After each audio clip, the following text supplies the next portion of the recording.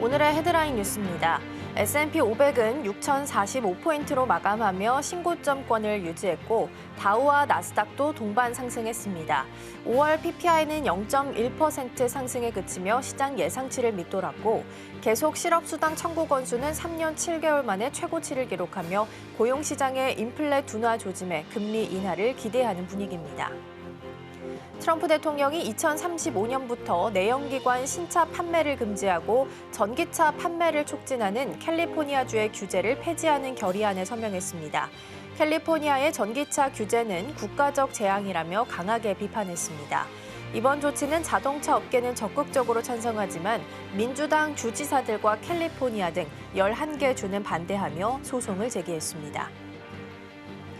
AMD가 AMD 어드밴싱 AI 행사에서 공개한 차세대 GPU인 인스팅트 MI350 시리즈에 삼성전자와 마이크론의 HBM3 메모리가 탑재됩니다.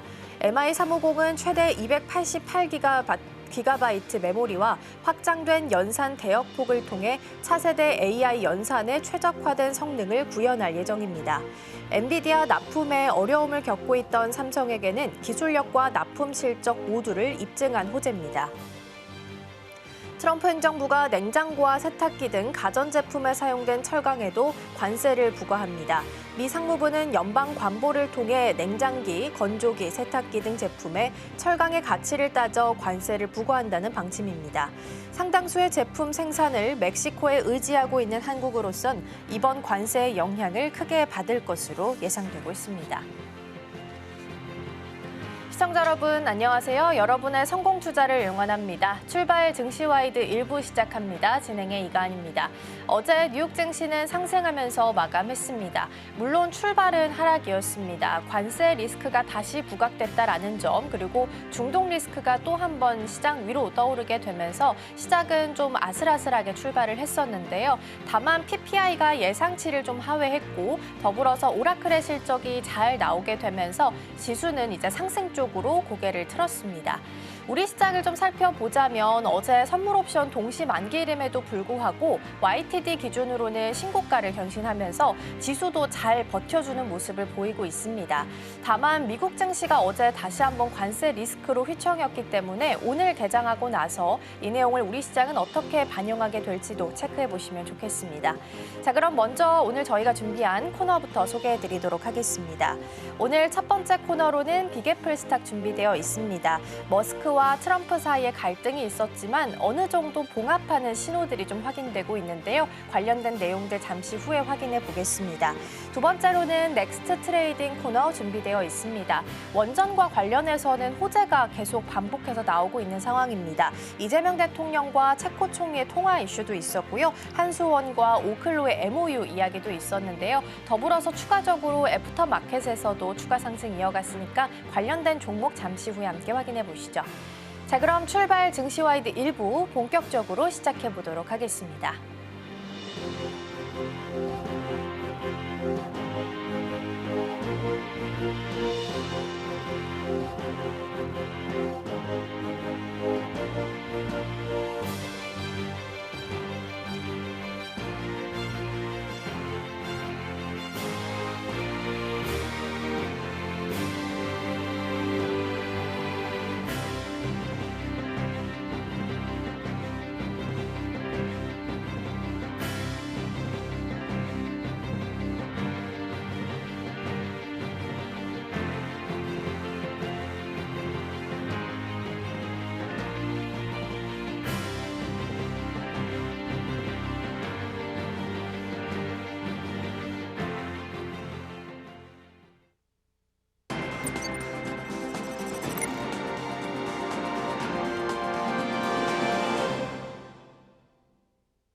첫 번째 코너 빅애플 스탁으로 이어가 보도록 하겠습니다. 오늘 도움 말씀에는 서울경제TV 윤경철 본부장 자리해 주셨습니다. 본부장님 어서 오세요. 안녕하십니까.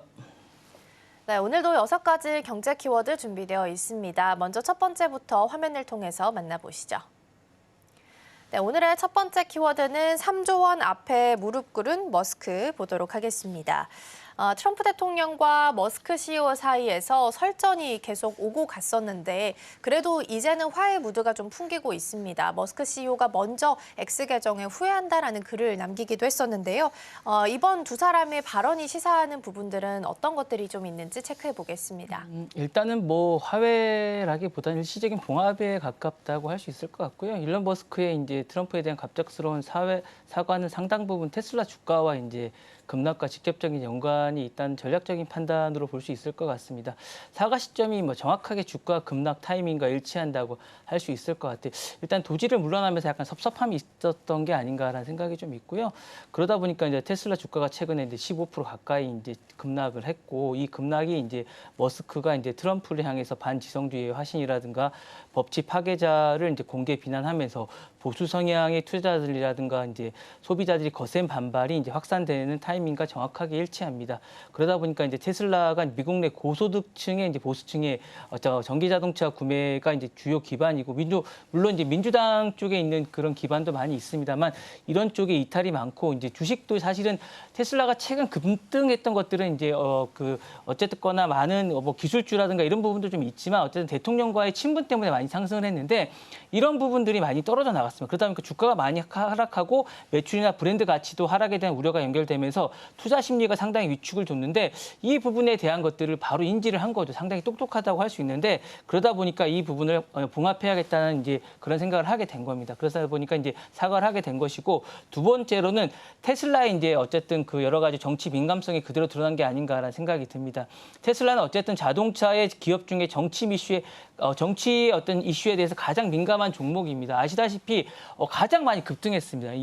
어쨌든 이번 트럼프 정부 2기가 들어서면서 가장 많이 어쨌든 급등했는데 기술적으로 그렇게 많이 급등할 그런 종목이 아닙니다. 3배 가까이 급등해서 $400 후반까지 어쨌든 갔던 그런 종목인데 뭐 그렇게 많이 보여준 기술이 없어요. 뭐 FSD라는 이런 것들이 있다라고 했지만 보여준 게 없는데 어쨌든 그렇게까지 많이 갔던 이유는 어쨌든 지금 친정부 기업과 가장 많이 했던 CEO라는 그런 점 때문인데 어쨌든 자동차 기업 중에 정치적 이슈가 많은데 어쨌든 가장 영향을 많이 미치고 IRA 보조금이라든가 자율주행 규제라든가 AI 규제 등의 어쨌든 정치 상황에 많이 좌우가 되는데 이런 것들은 이제 못 받게 됐다라는 그런 게 있다라는 생각이 기 때문이죠. 그래서 머스크가 공화당 지지층과 전면적으로 지속적으로 가능한 어쨌든 그런 것들 많이 비껴 나가는데 그런 것들에 리스크가 갑자기 많이 생긴 거죠. 이러다 보니까 실제로 트럼프 진영에서 테슬라 보조금 축소라든가 정부 납품에 제외되라는 어떤 보복 시나리오가 있게 거론이 되다 보니까 이런 것들에 대한 것들의 리스크가 어쨌든 없어져야겠다는 생각을 하게 되니까 어쨌든 사과를 하게 된 게 아닌가라는 생각이 들고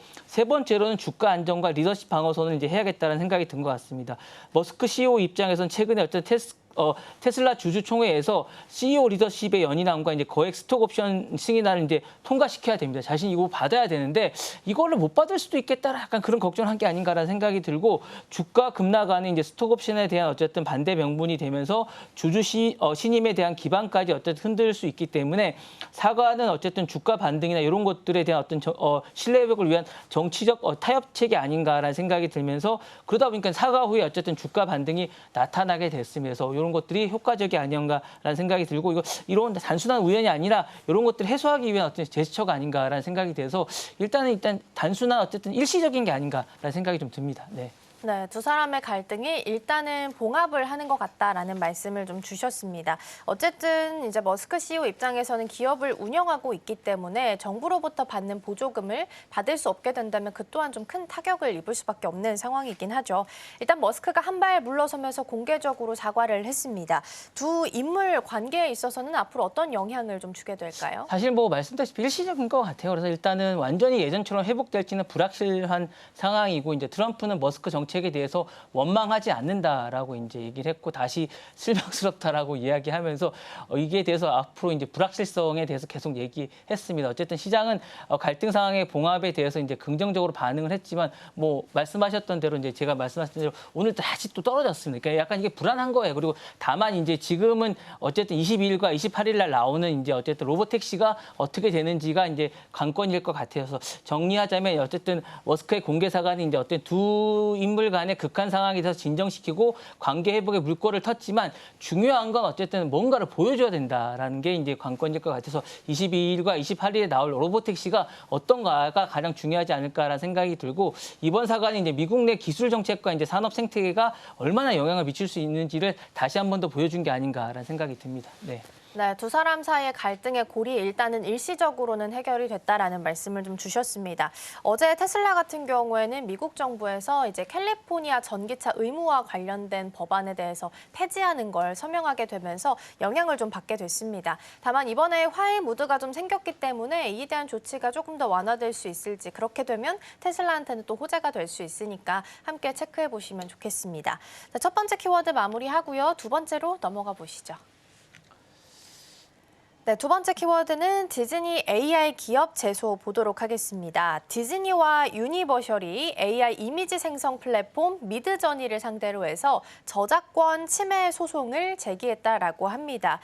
일단 할리우드 스튜디오가 AI 회사를 상대로 해서 소송을 제기한 건 또 이번이 처음이라서 AI를 둘러싼 저작권 논란도 본격적으로 좀 시작될 것으로 보입니다. 이번 소송이 시사하는 바는 어떤 부분들이 있을까요? 이거 뭐 이제 우리나라에서 얼마 전에 이제 불었던 부장님 지브리 열풍하고 좀 비슷한 게 아닌가라는 생각이 드는데 이건 이제 여러분들 그렇게 생각하시면 될 것 같아요. 우리나라에서 불었던 지브리 열풍 아시죠? 이게 네. 이제 미국판이 이제 불었다고 보시면 될 것 같아요. 미드저니가 이제 그런 겁니다. 챗GPT에 여러분 지브리를 하시면 나오는 것처럼 미드저니도 약간 그런 겁니다. 여러분들이 디즈니라든가 이런 것들을 애니메이션 같은 것들을 미드저니가 수천 장의 이미지를 웹 크롤링을 하면 수집해서 학습하면 그대로 나오는 겁니다. 그러다 보니까 이런 것들을 디즈니라든가 유니버셜이라든가 이제 배트맨 이런 것들에 대해서 그대로 나옵니다. 지금 보시면 아시다시피 그렇게 나오거든요. 그러니까 화가 나는 겁니다. 이런 것들을 자신들의 이미지를 공동 사용이라는 이유로 그대로 쓰는 것에 대해서 AI 학습 데이터를 무진장 수집하고 저작권 침해 가능성이 사실상 저는 있다고 보는데 이거에 대해서 어쨌든 수십정에 해서 요거를 3억 달러 가까운 엄청난 비용을 자신의 수익을 가져가는 거죠. 그러니까 디즈니나 어쨌든 엘사라든가 다스베이더 같은 무단 사용을 하다 보니까 요 부분에 대해서 디즈니라든가 유니버설 소속 작가들이 콘셉트 아트라든가 영화 장면이라든가 캐릭터 설정 이미지 등이 포함됐다라고 알려져 있고 미국 저작권법은 공정 이용에 이제 예외 조항이 있지만 상업적 이용의 목적이 강하고 원작에 대한 시장을 잠식했다는 이유로 어쨌든 침해 판단할 수 있다고 해서 이제 판단을 해달라는 겁니다. 이게 사실 좀 애매한데 사실은 좀 어쨌든 수익을 가져가기 때문에 좀 이런 부분이 있지 않냐라고 생각하기 때문에 이 부분에 대한 어쨌든 저작권 침해 가능성이 있다라고 판단을 한 것이고요. 두 번째로는 출력 결과물이 원작과 유사할 경우에는 어쨌든 침해 가능성이 더 높아진다라고 판단을 하고 있습니다. 이 결과물에 대해서는 어쨌든 파생 저작물의 경우에는 해당될 수가 있고 원 저작자의 승인이 없을 경우에는 안 된다라고 이야기하고 있습니다. 그래서 디즈니와 유니버셜의 이제 전략적 소송의 이유는 이건 단순히 AI가 나쁘다라고 하는 게 아니라 자사의 어쨌든 고유한 스타일이라든가 세계관이라든가 IP 기반의 수십 년간의 자산이 무단으로 이제 학습되어서 이 결과물이 합법처럼 어쩜 유통된다는 게 위협을 느끼고 있는 게 아닌가라는 생각이 들고 지브리가 이제 불편하게 느끼는 거하고 좀 비슷한 게 아닌가라는 생각이 듭니다. 그래서 디즈니가 미키마우스라든가 유니버셜이라든가 미니언즈라든가 공용 IP를 철저하게 관리하고 있는데 이런 것들이 미드저니가 이제 아무렇게 쓰고 있기 때문에 이게 브랜드 침해와 어쨌든 상표 혼동까지 이제 주장할 수 있기 때문에 좀 어렵지 않나라는 생각이 들고요. 미드저니 측의 이제 방어 논리는 이런 겁니다. 우리는 이제 원작 이미지를 복제하지 않고 통계 패턴에만 이제 학습하고 있다라고 이야기하고 이게 이제 어쨌든 챗GPT와 약간 비슷한 논리입니다. 그래서 사용자가 프롬프트를 입력해야 결과물이 나오는 구조고 이건 도구일 뿐이다라고 이야기하고 있습니다. 그래서 이 부분에 대해서는 진짜 대형 엔터테인먼트처럼 IP처럼 법적 보호 수단이 높은 저작물에 대해서는 설득력이 떨어지다라고 이야기하고 있는데 약간 좀 애매합니다. 그래서 이제 여기 이제 침해 소지가 있다라고 이제 현실적인 판단은 이제 많은 사람들이 하고 있는데 향후에 요거에 따라서 이제 향후가 어떻든 많은 변화가 있지 않을까라는 생각이 들고 특히 이제 생성형 AI 경우에 콘텐츠 산업의 생태계에 잠식할 정도 반전이 되고 있기 때문에 위기감이 어쨌든 일고 있어서 향후에 변화가 많이 있지 않을까라는 생각이 듭니다. 네. 네, AI 저작권과 관련된 논란 여러 차례 살펴본 바가 있는데 이번에는 디즈니와 유니버셜의 소송에 대해서 좀 살펴보고 있습니다. 그러면 이번 소송이 생성형 AI 산업 전반에 있어서는 또 어떤 영향을 좀 주게 될까요? 요게 이제 바로 결론이 나진 않을 텐데 정말 결론이 나면 정말 변화가 많을 것 같아요. 만약에 그 지브리 같은 경우는 이게 만약에 써도 된다. 이렇게 되면 정말 이제 저작권은 보호가 안 될 것 같은 생각이 들어요. 저 같은 경우도 지금 여러분 뭐 어쨌든 지금 푸샤의 얼굴에 지금 지브리 얼굴로 바꾸신 분이 상당히 많은 걸로 알고 있는데 그런 경우에 많이 바뀝니다. 그러면 이제 저작권은 만들지 않을 것 같아요. 제가 볼 때. 그렇게 될 경우에 저작권이나 데이터 학습의 기준이 재정립되지 않을까라는 생각이 들고 현재 AI 기업 같은 경우 대부분 공정 이용으로 한 주장을 펼치고 있지만 법원 판결은 이제 저작권이 유리하게 나올 경우에는 이 부분이 근본적으로 바뀔 수 있으면 거의 못 쓰게 되지 않을까 라는 생각이 드는데 만약에 공정 판결로 나오게 된다면 다 쓰셔도 됩니다. 그래서 이게 상당히 많이 바뀔 것 같고요. 이런 데 대한 라이센스나 데이터 구매에 대한 그런 것들이 이제 없어지게 되지 않을까라는 생각인데 반대가 되면 이제 비용을 많이 지불하게 되고 AI 기업들도 이런 데 대해서 엄청나게 변화가 있을 것 같은 그런 생각이 듭니다. 그리고 모델의 재학습이라든가 신규 데이터셋도 입력에 대한 구축이 달라지지 않을까라는 생각이 듭니다. 그리고 이제 비즈니스 모델이나 협력 구조도 완전히 달라지지 않을까라는 생각이 들고 이렇게 되면 이제 정보 정책이나 규제 논의도 촉진되지 않을까라는 생각이 들어서 향후에도 많은 변화가 있지 않을까라는 생각이 듭니다. 네. 그러게요. AI를 점점 더 사용할수록 저작권의 침해에 대한 부분은 좀 논란이 좀 되고 있는 것 같고요. 이번 소송 결과에 따라서 많은 변화가 있을 수 있겠다라는 말씀 주셨습니다. 자, 두 번째 키워드 마무리하고 세 번째로 넘어가 보시죠. 네, 세 번째 키워드는 머스크 협박 보도록 하겠습니다. X가 다시 한번 광고계에 있어서 논란의 중심에 섰다고 합니다. X가 광고주들에게 광고를 하지 않으면 법정에서 보자라는 식의 소송 협박 전략을 사용하고 있다는 사실이 드러났다라고 하는데요. 특히나 일부 기업들이 광고 보이콧을 하는 거에 대해서 이제 X가 반독점 소송도 제기했다라고 합니다. 이번 사건을 좀 살펴볼까요? 이게 약간 저도 독특하다고 생각을 해요. X가 이게 이제 여러분 이제 이게 왜 광고를 안 하면 고소하겠다라고 이야기하냐면 이런 겁니다. X가 광고주 몇 곳이 자신들에게 이제 어쨌든 담합을 해서 보이콧을 했다라고 이제 주장을 하는 겁니다. 사실은 담합을 하지 않았어요. 그러니까 이런 식입니다. 랄프로렌인가 유니버셜인가 아마존이나 레고나 뭐 핀터레스트라는 대기업들이 있어요. 이런 기업들이 자신들이 어쨌든 이런 기업들이 머스크를 싫어해서 담합을 했다는 거. 정치색이 강해서 담합을 해서 원래는 X가 광고를 할 만한데 이런 기업들이 어쨌든 머스크를 싫어해서 하지 말자라고 해서 이제 담합을 해서 보이콧을 했다는 겁니다. 그래서 이거는 원래 공정성이 떨어진다. 담합을 하면 안 되죠. 하고 싶은데 담합을 해서 또 하지 마. 이렇게 해서 이제 광고를 하지 말자고 해서 이제 광고를 안 하는 건 이거는 어차피 잘못된 거다라고 해서 이제 광고 성과가 남에도 불구하고 광고를 안 하기 때문에 이 부분에 대해서는 어쨌든 문제가 있다라고 소송을 하게 되는데 이게 이제 문제가 뭐냐면 광고주 같은 경우에는 이렇게 X하고 연관이 되면 정치색이 짙어지고 시끄러집니다. 그리고 오래되면 사실은 무력에 의해서 그러니까 엮이면 사실은 복잡해지기 때문에 어쩔 수 없이 다시 광고를 하는 거예요. 그래서 버라이즌 같은 경우에는 올해 최소 $10,000,000까지 X를 집행하기로 했습니다. 그래서 오히려 소송을 협박을 당해서 광고를 하는 이런 아이러니한 이런 가 되고 광고주는 X의 이러한 태도에 대해서 무력에 의해서 다시 광고를 하는 협박에 의해서 광고를 하는 아이러니가 되고 특히 유니레벨 같은 경우 피소기업이었지만 머스크의 친분에 의한 어쨌든 투자자 레슨 펠츠에서 중재해서 광고를 합의하는 아이러니가 일어나는 이런 사례가 일어나는 이런 게 있어서 사실은 반대의 경우가 일어나는 이런 사태가 일어나고 있다라는 사례가 있어서 문제가 아닌가라는 생각이 들고요. X의 광고에 대한 강제 전략이 사실은 문제가 되고 있다라는 이야기를 말씀드리고 있는데 이게 시사하는 건 이런 것 같아요. X가 단순한 지금은 강제 플랫폼이 아니고 사실은 더 강자라는 거죠. 그래서 이 부분을 하고 있고 광고 철수가 정치적 선언으로 강조되고 있다라는 말씀을 드리고 싶고 머스크가 단순한 위협을 하는 게 아니라 보복성 행동이 어쨌든 현실화되고 있다라는 생각이 있고 X하고 싸우는 게 소비자하고 싸우게 되는 약간 이런 현실이 되고 있어서 문제가 되고 있다라는 생각이 되고 머스크는 X를 플랫폼이 아니라 권력 도구로 이용해서 광고주를 협박하고 있다는 게 문제가 되고 있는 게 아닌가라는 생각이 듭니다. 네, 그러게요. 광고주 입장에서는 협박을 당해서 광고를 해야 하는 아이러니한 상황이 좀 펼쳐지고 있다는 부분에 대해서 말씀을 주신 것 같습니다.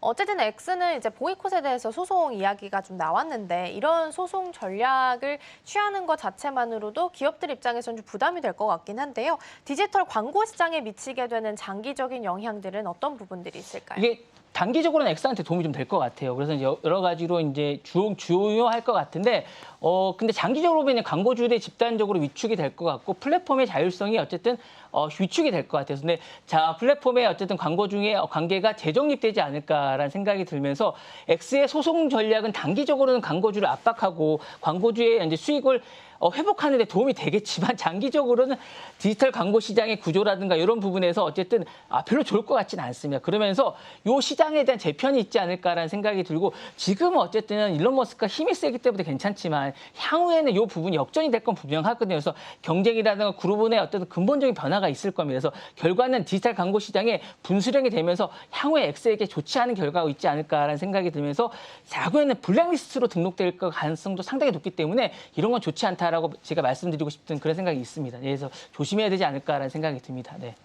네, 엑스의 소송과 관련된 내용, 디지털 광고 시장과 관련된 내용까지 체크해봤습니다. 자, 그럼 이어서 다음 키워드 만나볼까요?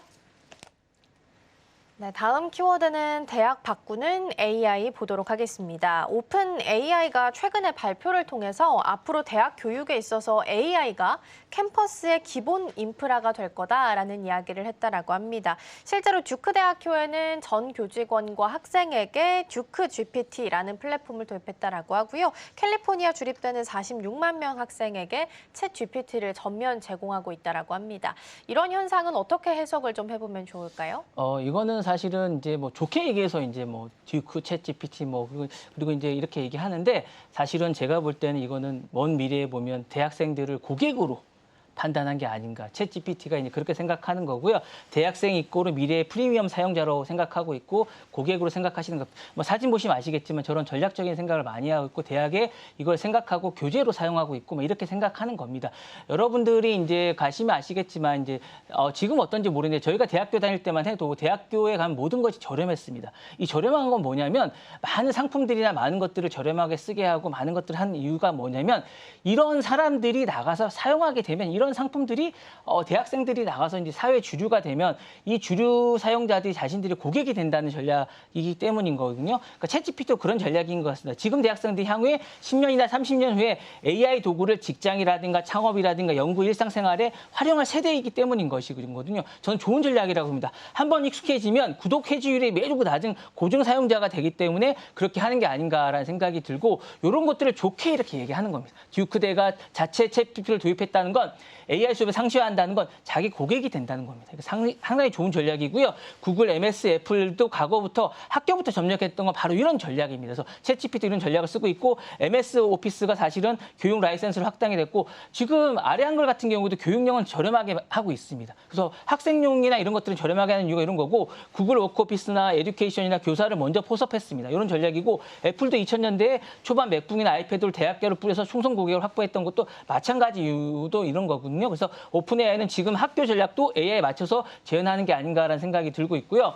대학생 캠퍼스는 아이디어 테스트 베드이자 생산의 실험장이기 때문에 또 그렇게 하고 있습니다. 대학은 논문 코드라든가 디자인이라든가 콘텐츠라든가 보고서라든가 AI 실질적인 사용 공간이기 때문에 이렇게 하고 있고요. 단순한 노후잉만 하는 게 아니라 이용 시간도 길고 전환율이 높습니다. 그렇기 때문에 이런 거에 어떤 데이터베이스를 상당히 많이 모을 수 있습니다. 오픈 AI 입장에서는 사실은 캠퍼스는 어떤 실사용자의 피드백이라든가 신기능의 베타 테스트의 어떤 그런 것을 할 수가 있습니다. 그러다 보니까 이 모든 걸 자연스럽게 해낼 수 있는 R&D의 거점이 될 수 있기 때문에 그렇게 할 수 있습니다. 이런 것들이 상당히 좋기 때문에 할 수 있는 것이고요. AI는 사실 캠퍼스가 인프라가 되면서 대학생은 더 이상 AI를 거부할 수 없습니다. 지금. 사실 이거 상당히 좋은 어떤 데이터베이스의 그런 장이 되기 때문에 구글은 사실은 출발이 그 데이터베이스나 AI의 어떤 그 구글의 뭐 이런 많은 자료들을 처음에는 200기가 이상 공짜로 줬습니다. 지금은 그렇지 않지만 옛날에 이걸 다 공짜로 줬기 때문에 그런 거 전략과 마찬가지입니다. 이메일 선택이 아닌 기본 기정이 된 것처럼 듀크 대학의 듀크의 챗 GPT라든가 UC 계열의 전면 도입은 이 흐름의 어떤 시범 모델이 아닌가라는 생각이 들면서 이런 것들은 어쨌든 디지털의 조기 교육의 어떤 상시 통로가 아닌가라는 생각이 들면서 이런 것들을 함으로써 교육 시장은 장기적으로 기업 시장보다 안전적인 수요원이 되지 않을까라는 생각이 들면서 학생들이 익숙해지면 다른 걸 안 바꿉니다. 그래서 이런 것들을 쓰게 되고 AI가 교육 평등성이나 학습 지원 도구의 포지셔닝이 될 경우에는 규제 리스크도 낮고 사실은 이미지도 좋아지기 때문에 AI 캠퍼스는 사실 시장 점유의 어떤 정수가 아닌가라는 생각이 들면서 저는 정말 잘한 게 아닌가라는 생각이 들면서 지금 대학생의 이꼬르 미래의 사용자라는 계산이 깔려 있는 게 아닌가라는 생각이 들면서 정말 좋은 포지셔닝이라 되는 그런 생각이라 들면서 이런 것들이 깔려 있다라는 생각이 들면서 향후에도 이렇게 하지 않을까라는 생각이 듭니다. 네. 네, 일단은 대학생을 잠재적인 고객으로 인식하고 있는 것 같다. 그리고 이러한 정책 또한 앞으로 미래 전략에 있어서는 긍정적으로 볼 수 있겠다라는 말씀을 주셨습니다. 일단 AI 통합과 관련해서 대학 생태계에 있어서도 변화들이 좀 생기게 될 텐데 어떤 기회들을 좀 찾아볼 수 있을까요? 뭐 일단 여러 가지 변화가 좀 있겠지만 이런 것들이 어쨌든 개인화나 적응학습이 계속 될 것 같고요. 24시간의 튜터라든가 어쨌든 포용력 교실이라든가 이런 게 될 것 같습니다. 그리고 이제 향상된 평가라든가 피드백이라든가 교육자 역할을 계속하게 될 것 같고 더 광범위한 건 이제 영향이 좀 있을 것 같습니다. 그래서 윤리 체계라든가 교육이 어쨌든 예상대로 가속화된다면 AI 튜터라든가 스마트 평가라든가 이런 부분이 향상이 되면 향후에 뭐 많은 변화들이 좀 있을 것 같고 교육 생태계가 이제 진화가 되면 보다 많은 그러니까 이게 뭐 우리가 향후에 밖에 나가서 하는 게 아니라 뭐 잠재적인 전 세계의 평가가 이루어지지 않을까라는 생각이 들면서 기술 통합 조직이라든가 어쨌든 윤리비라든가 접근성이나 디지털 격차가 좀 줄어들지 않을까라는 생각이 듭니다. 네. 네, AI랑 관련된 내용까지 함께 살펴봤고요. 네 번째 마무리하고 다섯 번째 넘어가 보시죠. 네, 다음 키워드는 유럽판 챗 GPT 보도록 하겠습니다.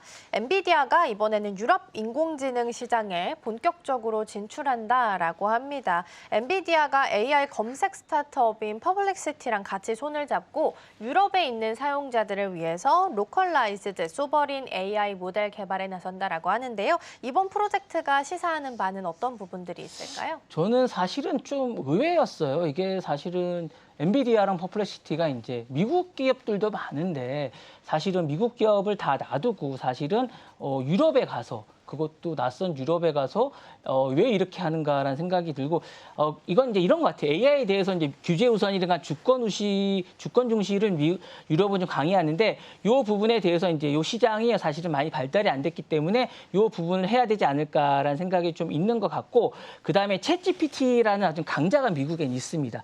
그리고 이 부분에 대해서 있으니까 이 부분이라든가 AWS라든가 이 부분이 어쨌든 하드웨어라든가 이 부분이 강자들이 아주 미국에 많기 때문에 어쨌든 엔비디아하고 퍼플렉시티는 2위입니다. 요 부분에서 요 부분이 있다 보니까 2위다 보니까 요 부분에 대해서 어쨌든 요 오픈AI라든가 메타라든가 구글이라든가 이런 부분이 어쨌든 들어오지 않은 유럽 시장에 가서 어쨌든 손을 잡고 요거를 극복하라는 생각이 있는 것 같고 이런 회사들이 어쨌든 이런 부분에서 어쨌든 유럽에 가서 이걸 극복하자라고 생각을 하는 것 같아서 유럽은 바로 이런 시장이 가능하기 때문에 퍼플렉시티와 엔비디아가 손을 잡고 유럽에 최적화된 파트너십을 구축하겠다는 생각을 있는 것 같고 규제 환경을 피하려면 미국보다 유럽을 먼저 뿌리를 내려야겠다는 생각을 좀 하고 있는 것 같아서 이 부분에 두 어쨌든 기업이 아직 오지 않은 상황에서 자신들이 먼저 가서 여기를 선도를 하겠다라는 생각을 하고 있는 것 같고 미국은 AI에 대해서 아직 규제 백서 수준이고 AI에 대해서 전통적으로 아직 오지 않은 부분에서 이제 어쨌든 자신들이 먼저 가서 성공을 해야겠다라는 생각을 하고 있는 것 같고 AI 모델은 인프라가 이제 본격이면 아직 손을 삐치지 않은 상황에서 두 사람이 먼저 가겠다는 생각을 하고 있는 것 같고 주권 공급자로서 진화를 하겠다라는 생각을 하고 있는 것 같아서 유럽에서 24개 공급 언어를 먼저 하고 있으면 자신들이 힘을 발휘하지 않을까라는 생각을 해서 먼저 도전한 게 아닌가라는 생각이 듭니다. 네. 네, 엔비디아 입장에서는 현지 언어를 기반으로 한 개방형 AI 모델 개발에 착수했다라는 부분으로 해석을 좀 할 수 있지 않을까 싶습니다. 유럽 AI 시장에서 엔비디아가 나름의 전략을 좀 펼치고 있는 모습인데 그러면 어떤 변화를 앞으로 좀 기대해 볼 수 있을지도 궁금하거든요. 그러니까 소버린 AI는 여러 가지가 좀 있는 것 같아요. 이제 데이터 주권을 좀 줄 것 같아요. 각각의 나라가 말씀하셨던 대로 여러 가지가 있으니까 유럽 전역의 AI를 구축하고 데이터를 현지화시키는 모델을 좀 줄 것 같습니다. 이제 사실은 유럽의 이제 프라이버시라든가 규정을 준수한다는 점이 좀 있을 것 같고요. 미국이나 지금 중국 중심으로 이제 AI가 많이 발달돼 있는데 사실은 유럽은 이런 부분에서 상당히 약해져 있는데 이런 것들을 각각의 나라에 좀 줄 수 있을 것 같고 현지 언어와 문화에 최적화됐다라는 부분을 이제 강조할 것 같습니다. 프랑스라든가 이탈리아라든가 폴란드라든가 스페인 같은 이런 부분의 모델을 빌더 협력해서 말씀하셨던 대로 24개 공식 언어로 이제 언어에 맞춤형을 주겠다라는 걸 강조하고 있습니다. 그래서 AI의 실질적인 산업 적용도를 높이고 현지 비즈니스 모델을 충족시키겠다라는 걸 강조하고 있습니다. 그래서 이런 부분을 하겠다는 생각을 하고 있고요. 이는 유럽이 어쨌든 AI 산업의 글로벌 리더로 도약할 수 있는 각각의 나라로 어쨌든 기반을 제공하겠다. 모르겠지만 실질적으로 이루어질지는 잘 모르겠어요. 그래서 이걸 하겠다는 생각을 하고 있고 있고 어쨌든 이런 부분에 대한 솔루션을 제공하겠다라는 얘기를 하고 있는데 예를 들어서 독일이 맞춤형으로 이제 산업형 AI 클라우드를 하겠다 그러면 자동차면 자동차에 대한 어떤 제조에 대한 특화된 서비스를 제공하겠다는 게 이번에 어쨌든 그런 거고요. 어쨌든 개방형도 또 하겠다는 생각을 하고 있어서 또 이가 더불어 이제 개발자도 지원하겠다라고 얘기하고 있습니다. 뭐 어쨌든 이렇게 하면 뭐 GX의 클라우드라든가 레탑의 어떤 플레이스라든가 이런 것들을 같이 하면서 많은 것들을 제공하겠다라고 하고 있기 때문에 향후에 이런 것들의 개발을 좀 더 지켜봐야 되지 않을까라는 생각을 하면서 이렇게 하면 이제 유럽 내 어떤 AI 혁신과 스타트업도 함께 촉진되지 않을까라는 생각이 듭니다. 네. 네, 앞으로 이제 각국 산업을 좀 특화시켜서 서비스를 제공하지 않을까 싶은데요. 엔비디아 관련된 내용까지 살펴봤고요. 이어서 마지막 키워드 만나보겠습니다. 네, 마지막 키워드는 드릴 베이비 드릴 보도록 하겠습니다. 트럼프 대통령이 대선 전부터 이야기를 좀 했던 프레임이기도 합니다. 화석 연료 생산을 늘려서 에너지 우위를 차지하겠다라고 이미 공표를 한 상황인데요. 그런데 이제 원유 가격 하락이 나오면서 또 이에 따른 시추 활동이 위축되게 되면서 내년에 미국 석유 생산량이 코로나19 팬데믹 이후 처음으로 줄어들 것이라는 전망이 나오고 있다라고 합니다. 이런 현상을 어떻게 해석을 좀 해봐야 될까요? 말씀하셨던 대로 이제 화석연료에 대해서 집착이 좀 강하세요. 이제 트럼프 대통령이 그런 게 좀 강한데 기본적으로 본인은 어쨌든 드릴 베이비 드릴에서 자신들의 나라에 있는 화석연료를 많이 뽑아내자고 하고 미국 석유 산업의 실제 시장 행동에 어떻든 많은 의지를 갖고 있지만 화석연료를 재빠르게 늘리려고 하고 추진력을 갖고 있는데 근본적으로 경제적 지정학적 현실에 괴리가 좀 있습니다. 그러다 보니까 유가 하락고 수익성이 저하가 되고 있는데 이런 것들이 그러다 보니까 가격이 배럴당 65달러 이하로 하고 있는데 정책과 시장의 불일치가 좀 있는 것 같아요. 그러다 보니까 이런 게 생기는데 그래서 에너지의 우위를 공고를 확보하려고 하는데 실제로는 관세 정책이 크게 발목을 잡고 있습니다. 원유가 생산에 대한 자재라든가 철강 비용이 크게 증가를 하고 있고 국제 원유 가격이 하락을 하고 있습니다. 그러다 보니까 시추 활동이 위축이 되고 있고 이는 정책과 현실 사이의 괴리가 보여준다라고 할 수 있을 것 같습니다. 두 번째로는 투자 위축과 생산이 감소됩니다. 원유 가격은 사실 미국 생산자에게 손익분기점 아래로 떨어지고 있다 보니까 기업들은 새로운 시추 활동을 줄일 수밖에 없어요. 그러면 기존 생산도 축소될 수밖에 없고 실제로 원유 생산량이 코로나 팬데믹 이후 처음으로 줄어들고 있습니다. 그러면 트럼프 대통령은 자신은 뭐 올리고 싶지만 이게 돈이 돼야지 올리는데 그럴 수가 없는 거예요. 그래서 이게 전반적으로 축소될 수밖에 없고 말로 한다고 해서 되는 게 아니라 실제로 돈이 되게 해줘야 되는데 계속 본인은 말로 하고 있으면서 관세 정책은 하고 가격은 올리는 약간 아이러니한 이런 현상이 되게 온다는 그런 말씀을 좀 드리고 싶고요. 그다음에 이제 국제 경쟁력이 약화됩니다. 미국이 석유 생산량을 줄어들게 되면 글로벌에서 오펙이라든가 이런 분의 경쟁력이 다시 커질 수밖에 없거든요. 그러면 사실은 미국이 세계 최대 원유 생산국인 만큼 생산 감소를 통해서 이 부분에 대해서 영향력을 주는 게 아니라 높여야 되는데 사실 자신들은 줄이면서 이걸 높이자고 얘기하는 건 말이 안 되거든요. 사실은 요 말과 행동이 어긋나는 행동을 하지 말아야 되는데 이렇게 하지 말아야 되는데 이 부분을 계속 반복하다 보니까 말과 어폐가 좀 있지 않나라는 생각이 들고요. 마지막으로는 경제적 정치적 불확실성이 계속되지 않나라는 생각이 듭니다. 자신의 관세 정책과 원유 가격의 불일치와 그다음에 관세 정책을 하면서 이게 밀고 나가지만 사실은 중국과의 관세 정책이라는 멕시코나 뭐 캐나다의 관세 정책에서 계속 패하고 있거든요. 이런 것들을 볼 때 이제 불확실성이 되고 정책도 재검토를 해야 되지 않나라는 생각이 듭니다. 그래서 에너지 전략이라든가 뭐 관세 정책이나 이런 것들을 다시 한 번 더 재검토가 필요하지 않나라는 생각이 들면서 향후에 이런 부분에 대해서 다시 한 번 더 균형 감각을 찾아야 되지 않나라는 생각이 듭니다. 네, 그러게요. 석유 생산, 물가, 지정학 모두 변수로 좀 작용하고 있는 모습 나타나고 있습니다.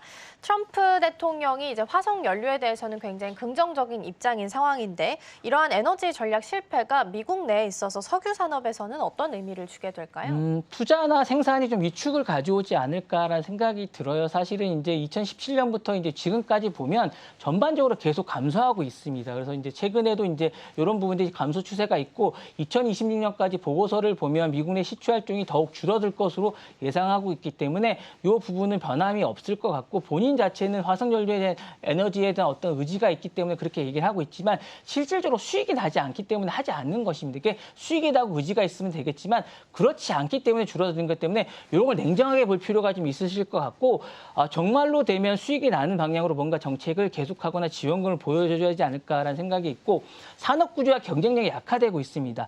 사실은 정책 정책 불확실성과 글로벌 가격 하락으로 해서 미국 석유 산업의 경쟁력은 사실은 약화되고 있다는 게 현실입니다. 그러다 보니까 미국의 셰일 오일 생산자들은 저유가에 취약을 하고 있고 이로 인해서 계속 지금 이 석유 회사가 파산을 하고 있습니다. 그래서 미국의 세계 석유 원유 생산국이었던 부분도 지금은 그렇지 않은 게 현실이거든요. 그래서 이 부분을 인정해야 되지 않을까라는 생각이 들고 정책의 신뢰성이나 투자자 심리도 약화되고 있기 때문에 이 부분에 대한 어떤 회의감이라든가 정책도 있어야 되고 직접 행정명령에 대한 초안 부분도 준비해야 되지 않을까라는 생각도 듭니다. 그러다 보니까 산업 내 변화에 대한 대응도 빨리 있어야 되지 않을까라는 목소리도 나오고 있습니다. 그래서 업계에서는 자체적으로 생산 효율이라든가 비용 절감이라든가 신기술에 대한 생존에 대한 목소리도 나오고 있어서 일부에서는 화석연료에만 집착하지 말고 재생에너지나 새로운 사업 영역에 대한 그런 진출도 해야 되지 않을까라는 이야기가 나오고 있어서 향후에 어쨌든 장애물도 제거하면서 산업 내 구조조정과 전략적 전환이 불가피하다라는 목소리까지 나오고 있습니다. 여기에 대한 어떤 조정이 있어야 되지 않을까라는 생각이 듭니다. 네, 그렇죠. 구조 전환은 좀 반드시 들어가 줘야 되지 않을까 싶습니다. 화석 연료만으로 지금의 에너지를 다 채울 수 없기 때문에 신재생 에너지까지도 조금 더 확장해서 봐야 되는 시기가 됐다라는 말씀 주셨습니다. 자, 이렇게 해서 6가지 경제 키워드 잘 살펴봤고요. 본부장님과는 여기서 인사 나누겠습니다. 오늘 말씀 고맙습니다. 네, 감사합니다.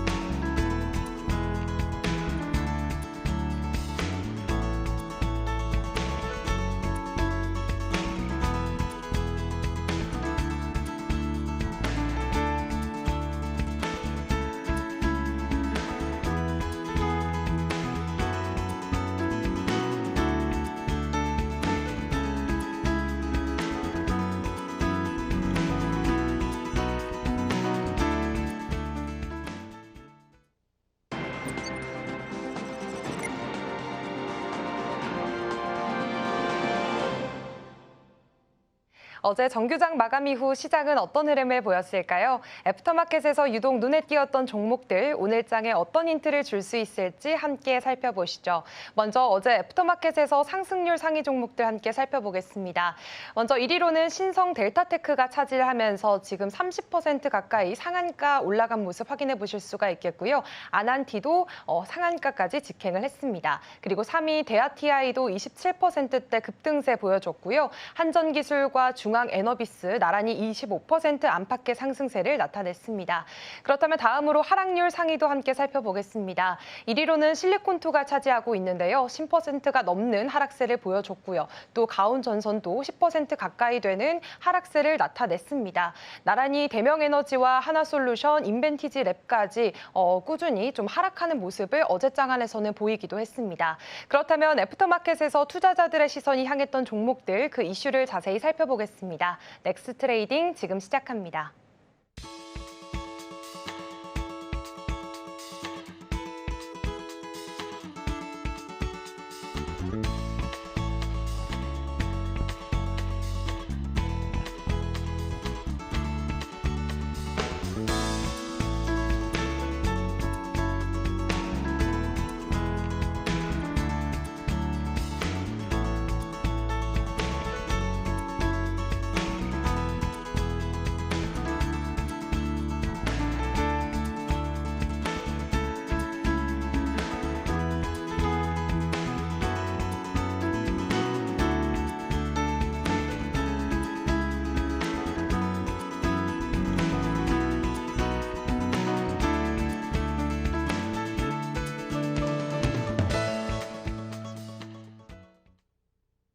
네, 넥스트 트레이딩으로 이어가 보도록 하겠습니다. 첫 번째 종목부터 살펴볼 텐데요. 첫 번째는 한전기술입니다. 사실 어제 정규장은 원전의 날이었다라고 표현할 수 있을 만큼 원전 관련주들이 굉장히 강세를 보였고요. 추가적으로 애프터마켓에서도 일부 종목들이 상승세를 이어갔습니다. 그중 하나가 한전기술이고요. 무려 25%의 상승세를 보였습니다. 상승 배경부터 살펴보겠습니다. 네, 정말 오랜만에 한전기술이 또 한 번 이렇게 크게 주가가 움직였는데요. 말씀해 주신 대로 어제 애프터마켓에서 25.6%나 급등을 하면서 89,800원 선에서 마감이 됐습니다. 이렇게 강하게 오른 배경에는 두 가지 키워드가 있습니다. 바로 오클로 수주 소식과 또 체코 원전 계약인데요. 먼저 미국의 차세대 원자로 개발 업체인 오클로가 이 알래스카 미 공군 기지에 원전을 설치하는 계약을 따냈다라는 소식이 그 전날 전해졌습니다. 이 오클로는 지난달 한국수력원자력과 SMR 기술 개발을 위해서 MOU를 맺은 곳인데요. 즉 오클로가 미국 정부와 원전 계약을 체결하면서 자연스럽게 오클로와 협력 관계에 있는 한수원, 그리고 한수원의 설계를 맡고 있는 한전기술까지 주목을 받았습니다. 특히 이번에 원전을 설치하기로 한 곳이 미군 기지라는 점도 시장이 민감하게 반응한 이유였는데요. 군시설에 원전을 도입하기 시작했다라는 건 이 상업용 원전보다도 빠른 확산 가능성을 보여주는 신호로 받아들여진 겁니다. 네, 일단 체코 계약은 우리가 성사를 해냈으니까 그렇다 치더라도 사실 오클로 관련된 내용을 좀 살펴봤을 때는 직접적으로 우리가 수혜를 받을 수 있을까? 이 부분에 대해서는 살짝 의문이 좀 들기는 하는 것 같아요. 네, 사실 이게 단순한 이슈성 뉴스에서 끝나는 게 아니라 실제로 매출이나 또 실적 모멘텀으로 반영이 될 수 있는 구조기 때문에 시장이 더 민감하게 반응을 한 건데요. 왜냐하면 한수원이 오클로와 맺은 SMR 공동개발 MOU가 그냥 같이 해보자의 수준이 아니라 기술 이전부터 설계 참여, 그리고 향후 수출까지 포함하는 포괄적인 협약이기 때문입니다. 즉 오클로가 미국에서 수주를 따내면 그 과정에서 한수원과 그 파트너 기업들까지 실제로 참여하게 될 가능성이 높은 구조인 겁니다. 그리고 그 핵심 파트너가 바로 한전기술인데요. 한전기술은 국내에서 유일하게 원전 종합 설계를 전문으로 하는 회사고요. 최근에는 해양 부유식 소형 원자로 반디 개발에도 뛰어들면서 차세대 원전 기술 기업으로서 정체성을 더 분명히 하고 있는 상황입니다. 여기에 더해서 최근에 있었던 체코와의 신규 원전 수주 확정 소식도 이번 투자 심리에 다시 한번 영향을 줬습니다. 이번 체코 수주에는 팀코리아라는 이름으로 한전기술, 두산 에너빌리티, 그리고 한전 KPS가 함께 참여를 했고요. 이재명 대통령이 최근에 직접 체코 총리와 통화를 하면서 계약 체결을 공식화했습니다. 그 소식이 함께 전해지자마자 관련주들이 일제히 강하게 반응에 나섰습니다. 네, 아까 살짝 말씀드린 것처럼 어제 원전의 날이었습니다. 주요 종목들이 정말 잘 갔었고 그동안 우리가 잘 알지 못했던 숨겨져 있는 종목들까지도 원전이 끼어 있다라고 하면 상승세를 이어가는 분위기였는데요. 한전기술 외에도 좀 같이 살펴볼 만한 종목이 있다면 어떤 부분들이 좀 있을까요? 네, 사실 이번 상승에는 뭐 특정 한 종목만 이렇게 튄 게 아니라 원전 섹터 전체가 한꺼번에 올라가는 흐름을 보였습니다. 대표적으로는 두산 에너빌리티가 애프터마켓 기준 8% 넘게 오르면서 52주 신고가를 경신하기도 했었고요. 또 한전 KPS, 한전 산업, 우리기술, 우진, 그리고 현대건설까지 이 원전 관련 인프라 기업들이 줄줄이 상승하는 흐름을 보였습니다. 특히 두산 에너빌리티는 해외 원전 수출의 주기기 공급사고요. 한전 KPS는 원전 유지 보수, 그리고 한전 산업은 운영 지원과 또 우리기술이나 우진 같은 경우에는 계측기와 제어기 분야의 핵심 기술 기업으로 꼽히고 있습니다.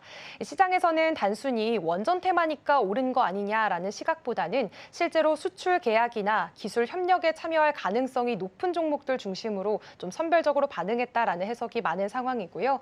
게다가 요즘 글로벌 시장에서는 SMR 기술이 빠르게 확산이 되면서 우리도 체코뿐만 아니라 태국, 폴란드, 사우디아라비아 등과도 협력 가능성이 나오고 있기 때문에 이 원전 섹터에 대한 기대감은 당분간 계속 이어질 수 있다는 전망이 나오고 있습니다.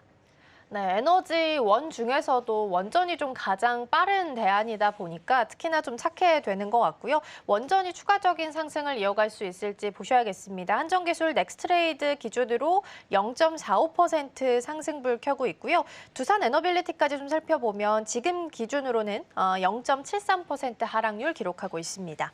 자, 일단 원전 내용 살펴봤고요. 두 번째 종목 한진칼로 넘어가 보겠습니다. 사실 이 종목은 이제 경영권 분쟁 이슈가 좀 껴있는 종목이라서 단기적으로는 상승폭이 좀 큰 종목 중에 하나인데요. 어제 애프터마켓 기준으로 주가가 10% 넘게 상승했습니다. 상승 배경부터 찾아보겠습니다.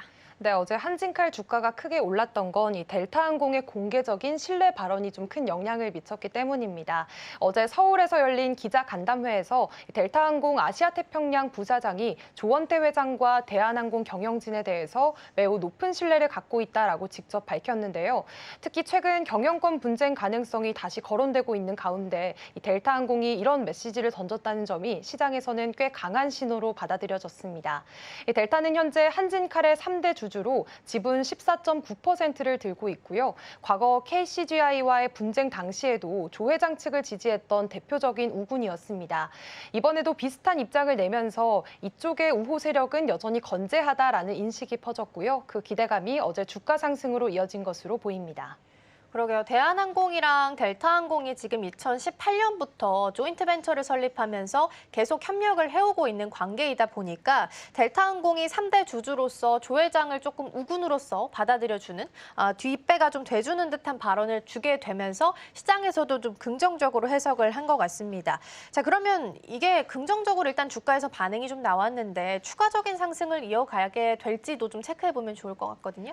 네, 적어도 단기적으로는 추가적인 그런 이슈에 따라서 한 차례 더 주가가 움직일 가능성이 있습니다. 지금 상황이 이제 조원태 회장 측이랑 또 호반그룹이 본격적으로 지분 싸움에 들어가는 초입이다 보니까 양측의 추가적인 움직임이나 발언에 따라서 시장의 반응이 또 달라질 수밖에 없을 텐데요. 또 델타가 필요하다면 지분을 더 늘릴 수도 있다라는 기대감도 있기 때문에 이번 주가 상승은 좀 단순히 단기 테마성 반등이라기보다는 지배구조가 재편되는 과정 속에서 투자자들의 입장이 좀 더 명확해졌다라는 점에 의미를 두는 분위기입니다. 향후 대한항공 중심의 구조 조정이나 사업 재편과도 맞물려 있어서 계속해서 영향을 줄 가능성도 있습니다.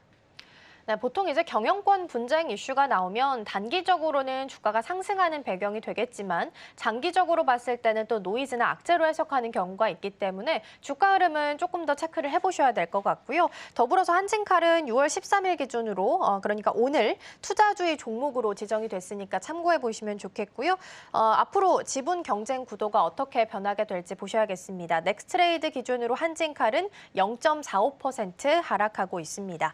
다음 종목 살펴보겠습니다. 다음으로는 풍산 살펴볼 텐데요. 얼마 전에 이제 구리 관련해서 애프터마켓에서 좀 살펴봤었는데 사실 풍산은 구리 관련주로도 속해 있기는 합니다. 애프터마켓에서는 7% 오르면서 마감했습니다. 어떤 배경 때문이었을까요? 네, 어제 풍산이 올랐던 배경 속에는 중동 지역에서 다시 긴장이 고조됐다는 점과 또 이와 맞물려서 방산 관련주 전반에 수급이 몰린 흐름이 크게 작용을 했습니다. 최근 미국과 이란의 핵 협상이 좀처럼 풀리지가 않으면서 이란이 협상이 결렬되면 중동 내 미군 기지를 타격하겠다고 경고를 했고요. 미국은 실제로 이라크 주재 대사관과 또 바레인, 쿠웨이트 등에 있는 미군 인력 일부를 철수를 시키면서 군사적인 긴장감이 확산이 됐습니다. 이런 소식이 전해지자마자 시장에서는 당연히 방산주 쪽에 관심이 몰렸고요. 그 중심에 선 게 바로 풍산입니다. 풍산은 군용 탄약과 추진 화약을 만드는 방산 전문 기업으로 꼽히는데요.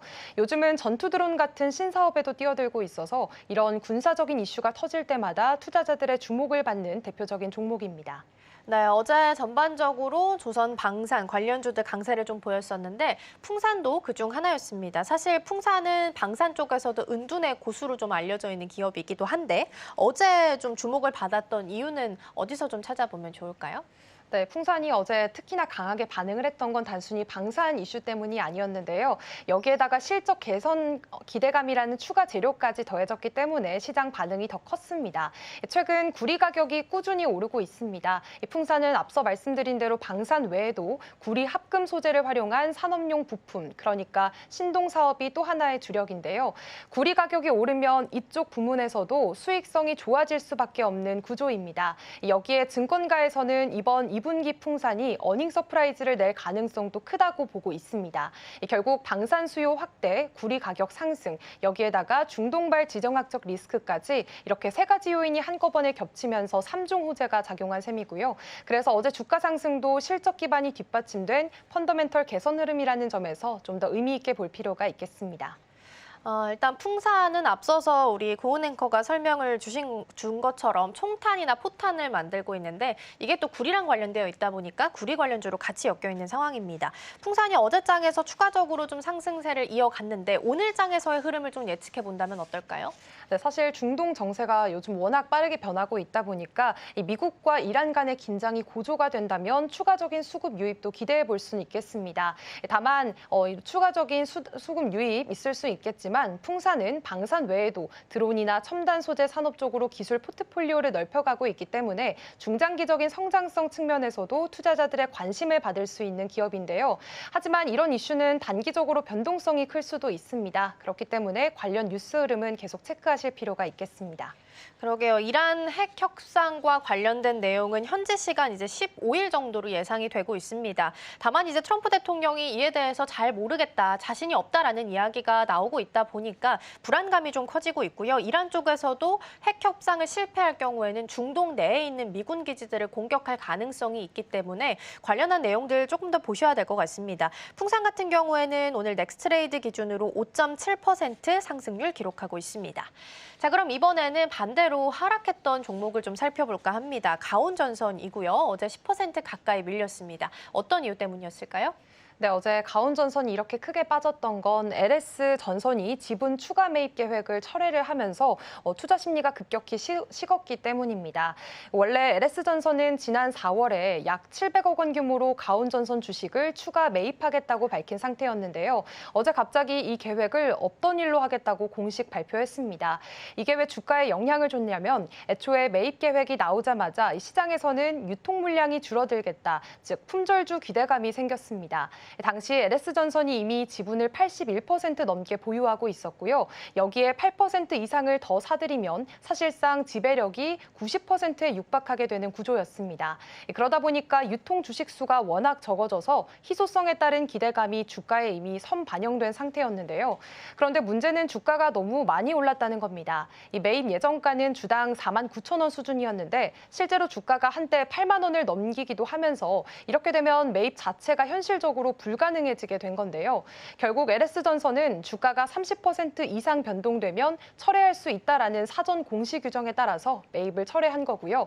이 발표가 나오자마자 기대감이 한순간에 꺼지면서 정규장부터 해서 애프터마켓까지 매물 흐름이 이런 쏟아진 흐름을 보였습니다. 그렇죠. LS 쪽에서 지분을 매입한다고 했기 때문에 주가가 상승한 부분도 있어서 아마 단기적으로는 하락을 좀 피할 수는 없지 않을까 싶습니다. 표면적으로 봤을 때는 가격이 많이 올라서 이걸 철회하겠다라고 이야기를 한 건데 이렇게 해석해도 되는 걸까요? 네, 맞습니다. 회사 측에서도 주가가 매입 계획 당시보다 30% 이상이나 올랐기 때문에 철회 요건이 충족됐다라고 설명을 했는데요. 하지만 시장에서는 이걸 단순히 가격 때문에 그랬다라고 보지는 않습니다. 지금 LS전선은 또 다른 자회사인 LS마린솔루션에서 유상증자를 추진 중인데 이 규모가 무려 2,700억 원에 달합니다. 이 가운데 LS전선이 1,800억 원 넘는 금액을 책임져야 하는 상황인데요. 현재 가지고 있는 현금이 거의 비슷한 수준입니다. 결국 가온전선 쪽 매입이 부담이 된 거고요. 선택과 집중의 차원에서 마린솔루션 유증에 무게를 두겠다는 판단으로 해석이 되고 있습니다. 이번 철회로 확보된 700억 원 규모의 자금도 결국 마린솔루션 유증에 참여에 쓰이겠다라는 가능성이 크다는 분석이 나오고 있고요. 그래서 이번 주가 하락은 단순한 악재라기보다는 지분율 상승에 대한 기대감이 꺾인 것의 실망감, 그리고 지주사의 자금 운용 방향이 바뀌었다는 점까지 반영된 결과라고 보는 게 더 맞을 것 같습니다. 네, 기대를 모았었던 지분 매입이 취소가 되면서 주가는 좀 흔들림을 보이고 있습니다. 이에 대한 내용들은 일단 LS 마린솔루션 다른 회사로 좀 들어갈 것으로 예상되고 있고요. 넥스트레이드 기준으로 가온전선이 3.7% 하락하는 모습 나타나고 있고요. 사실 LS 마린솔루션은 상대적으로 수혜를 좀 받을 수도 있을 텐데 오늘 넥스트레이드 기준으로는 2.3%로 같이 두 종목 모두 다 하락하는 움직임 체크되고 있습니다. 자, 이렇게 해서 종목들 살펴봤고요. 넥스트 트레이딩은 여기서 마치겠습니다. 김곤의 오늘 말씀 고맙습니다. 네, 고맙습니다.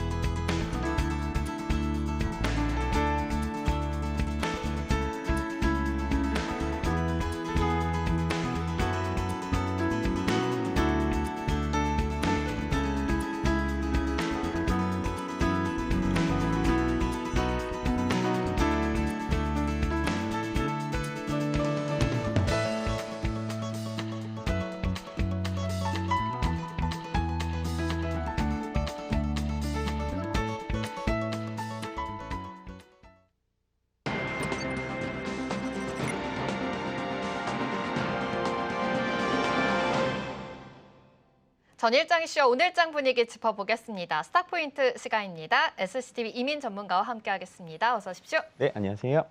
네, 일단 전일장 이 뉴욕 증시부터 체크를 해보겠습니다. 간밤 뉴욕 증시는 3대 지수 상승으로 마감을 했습니다.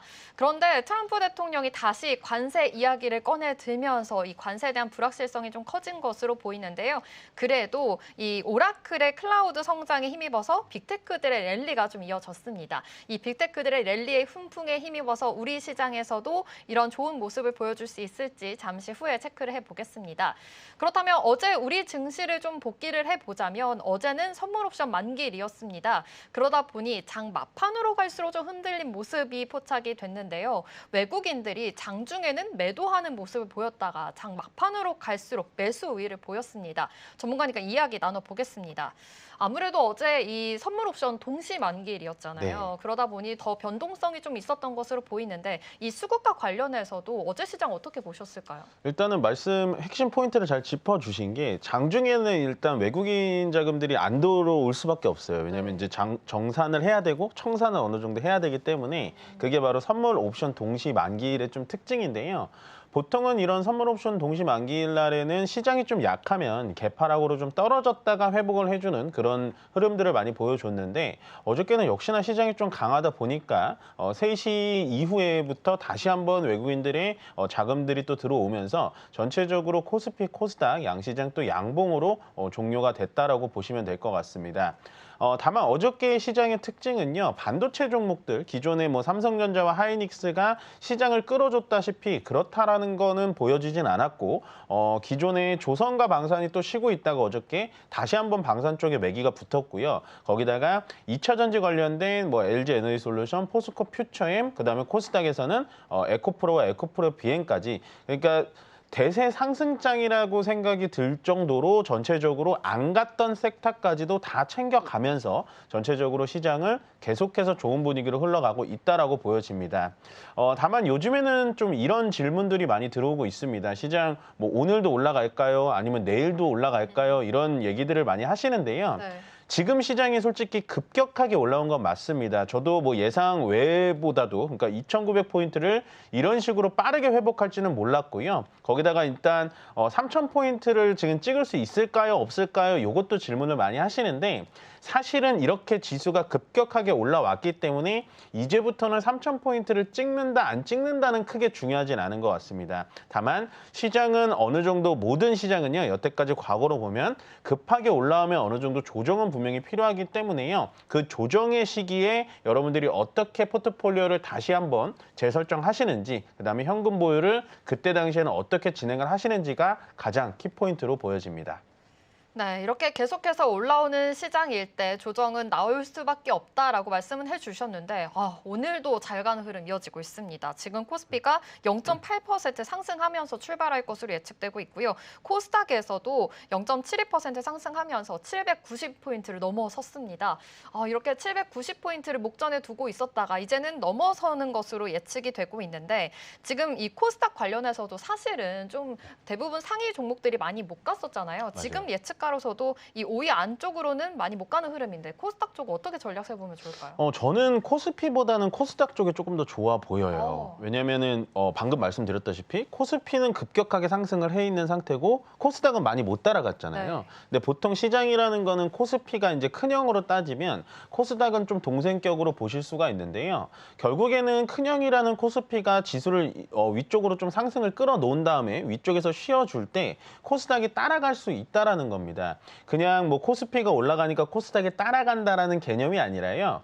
보시면 현재 코스피가 뭐 지금 현재 2,900포인트를 올라가면서 지수의 흐름 자체로는 한 11% 정도 올랐습니다. 그 반면에 삼성전자 같은 경우도요. 보시면 55,000원짜리에서 6만 원 뭐 찍었다 빠졌다 하지만 결국엔 삼성전자도 거의 한 9% 내지 10% 정도 올랐다라는 건 삼성전자가 지금 코스피를 끌어당겨주지 못했다라는 그런 이론은 맞지가 않습니다. 그만큼 반도체라든지 조선방산이 코스피를 끌어줬는데 코스닥이 끌어주지 못한 이유가 뭐냐? 일단은 2차 전지의 비중이 굉장히 많고요. 거기다가 지금 계속해서 순환매가 돌고 있는 와중에 바이오 쪽에는 순환매가 돌고 있지 않기 때문에 저는 이제부터는 코스피가 위쪽에서 좀 쉬어준다면 코스닥의 바이오 쪽에 대해서 약간은 좀 수급이 좀 붙기 시작하면서 코스닥이 코스피의 흐름을 좀 따라가는 그런 양상이 펼쳐지지 않을까라고 예측해 보겠습니다. 네, 바이오 쪽으로 그래도 좀 수급이 들어오면서 따라붙지 않을까라는 이야기 해주셨으니까요. 이 장 후에도 한번 짚어보도록 하겠습니다. 지금 원달러 이야기도 안 해볼 수가 없을 것 같아요. 1,350원대 하면서 지금 3년 내 최저를 기록하고 있습니다. 이렇게 워낙 강세가 계속되고 있는데 그러다 보면 또 수혜주들도 있기 마련이잖아요. 제가 생각하기엔 또 항공주들이 가장 먼저 떠오르긴 하는데 네. 이 원화 강세에 대해서는 어떻게 전략 세우면 좋을까요? 일단은 원화가 계속해서 강세가 될 것이냐, 네. 달러가 계속해서 약세가 될 것이냐를 예측하기는 되게 어려워요. 근데 제가 항상 원달러 환율을 말씀드리면서 같이 봐야 되는 지표가 달러 인덱스라는 겁니다. 네. 그게 달러라는 자산이 있고요. 유로가 있고 뭐 영국의 파운드, 일본의 엔화 뭐 이런 걸 비교해서 6대 강국에 대해서 달러를 비교한 게 바로 달러 인덱스입니다. 요즘에는 뭐 원달러 환율이 1,300원대다, 1,400원대다 이거를 본다라기보단 전체적인 달러 인덱스가 어떤 식으로 움직여야지 진짜로 달러가 약세구나라고 여러분들 체크를 하시는 게 좋은데요. 지금은 달러 인덱스가 97.9까지 떨어졌습니다. 지금은 제가 봤을 때는 연례 이후로 상당히 많이 떨어졌어요. 지금 97.9자리가 네.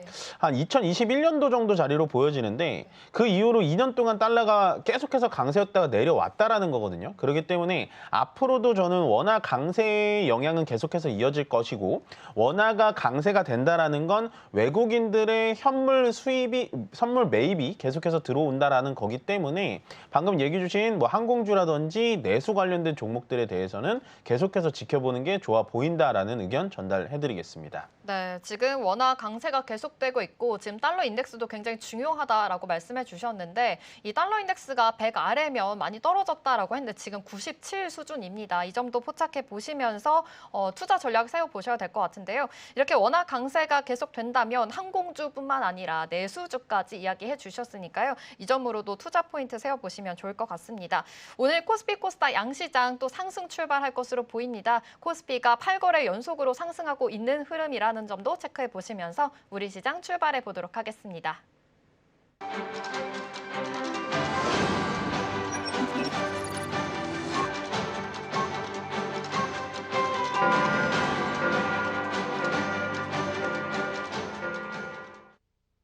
6월 13일 금요일 우리 시장 문 힘차게 열었습니다.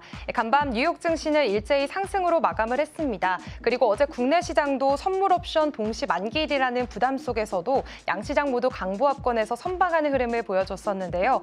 다만 장 막판에는 변동성이 조금 크긴 했습니다. 그럼에도 외국인들의 수급이 7거래일 연속 들어왔다는 점은 시장에서는 긍정적인 신호로 볼 수가 있겠습니다. 어제는 방산과 조선 그리고 원전이 좀 힘을 냈던 하루였습니다. 그런데 트럼프 대통령이 다시 한번 관세 압박 카드를 꺼내들고 있는 상황인데요. 2주 안에 각국의 관세율을 정해서 서한을 보내겠다고 예고를 하면서 시장에선 다시 한번 부담으로 떠오르고 있는 모습입니다. 그렇다면 과연 오늘 이 이슈를 시장에서는 어떻게 소화를 해낼 수 있을지 이어서 살펴보도록 하겠습니다. 오늘 양시장 그래도 상승으로 출발하고 있습니다. 코스피는 0.36% 상승하면서 2,930선 지나가고 있고요. 코스닥은 0.41% 상승하면서 792선 지나가고 있습니다.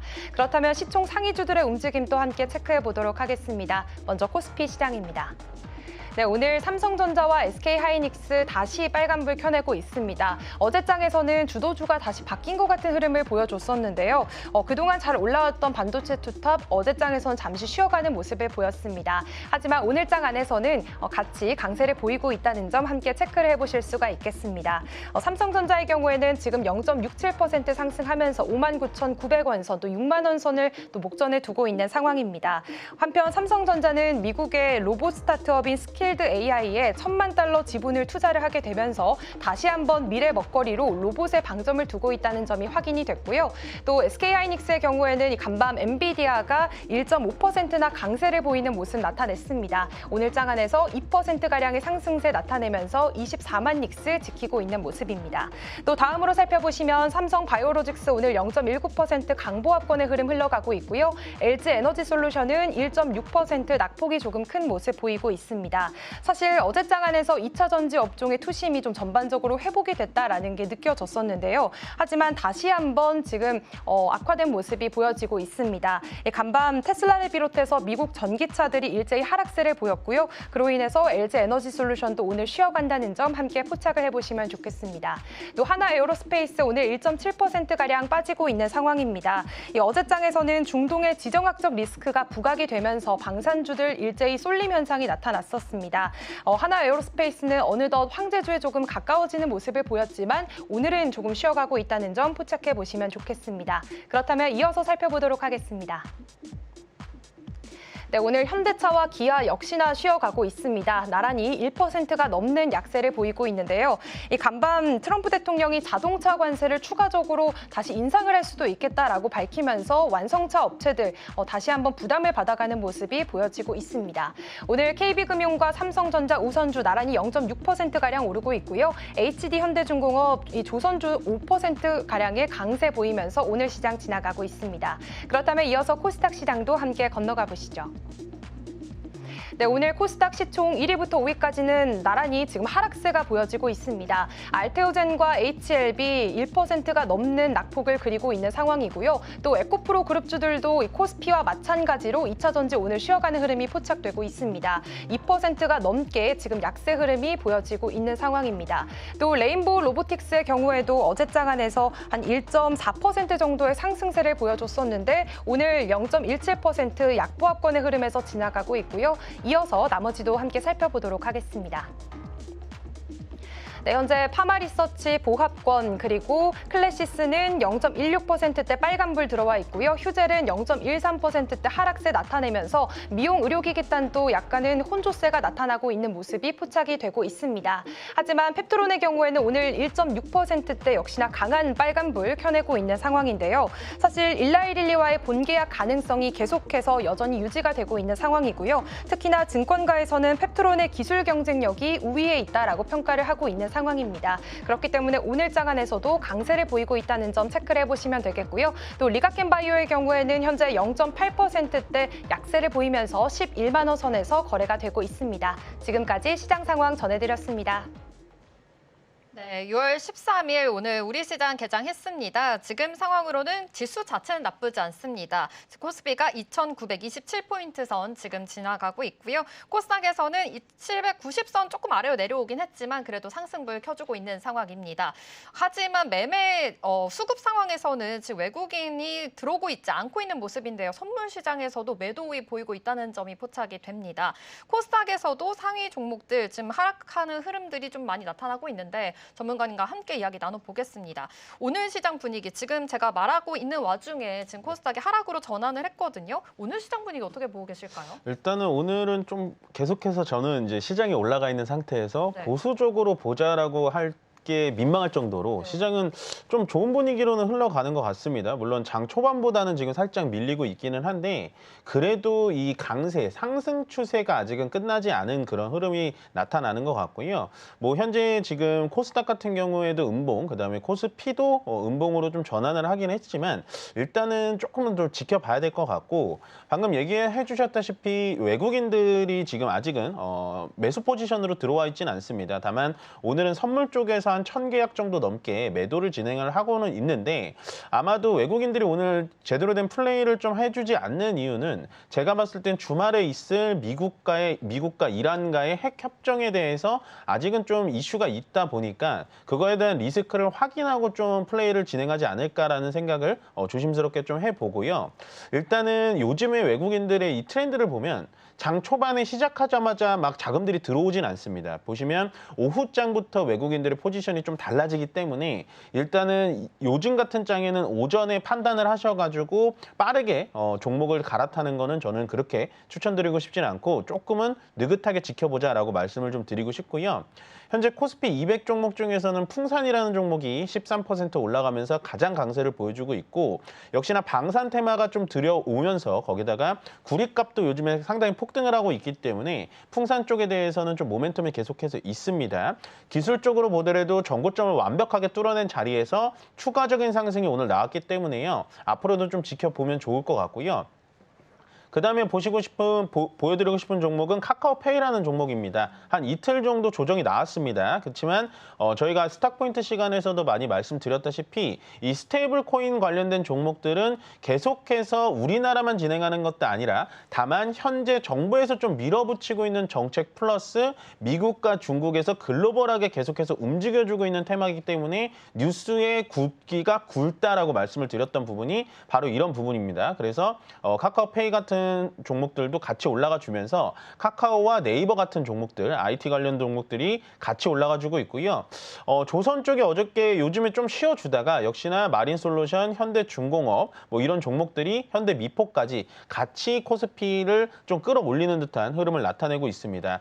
역시나 한마디로 정리를 해드리자면요. 계속되는 주도주가 요즘에는 쉽사리 꺾이지는 않고요. 대세 상승장이라는 건 결국에는 나머지 테마들도 같이 올라가지만 기존의 주도주들은 연속 상승성이 보일 수밖에 없는 그런 상당히 좀 상승 추세가 많이 드리워져 있는 시장이다 보니까 여러분들 조금은 포트폴리오를 주도주 쪽으로 좀 옮겨 놓으신다면 아마 이 상승장에 같이 좀 한박 웃음을 지을 수 있는 요즘 시장이 되지 않을까라고 생각합니다. 네, 지금 말씀해 주신 대로 지금 주도주들 조선이나 방산 쪽으로 꺾이지 않고 계속해서 잘 가는 흐름 가지고 있으니까요. 이쪽으로도 좀 편안한 투자 해보시면 좋을 것 같다라고 말씀해 주셨습니다.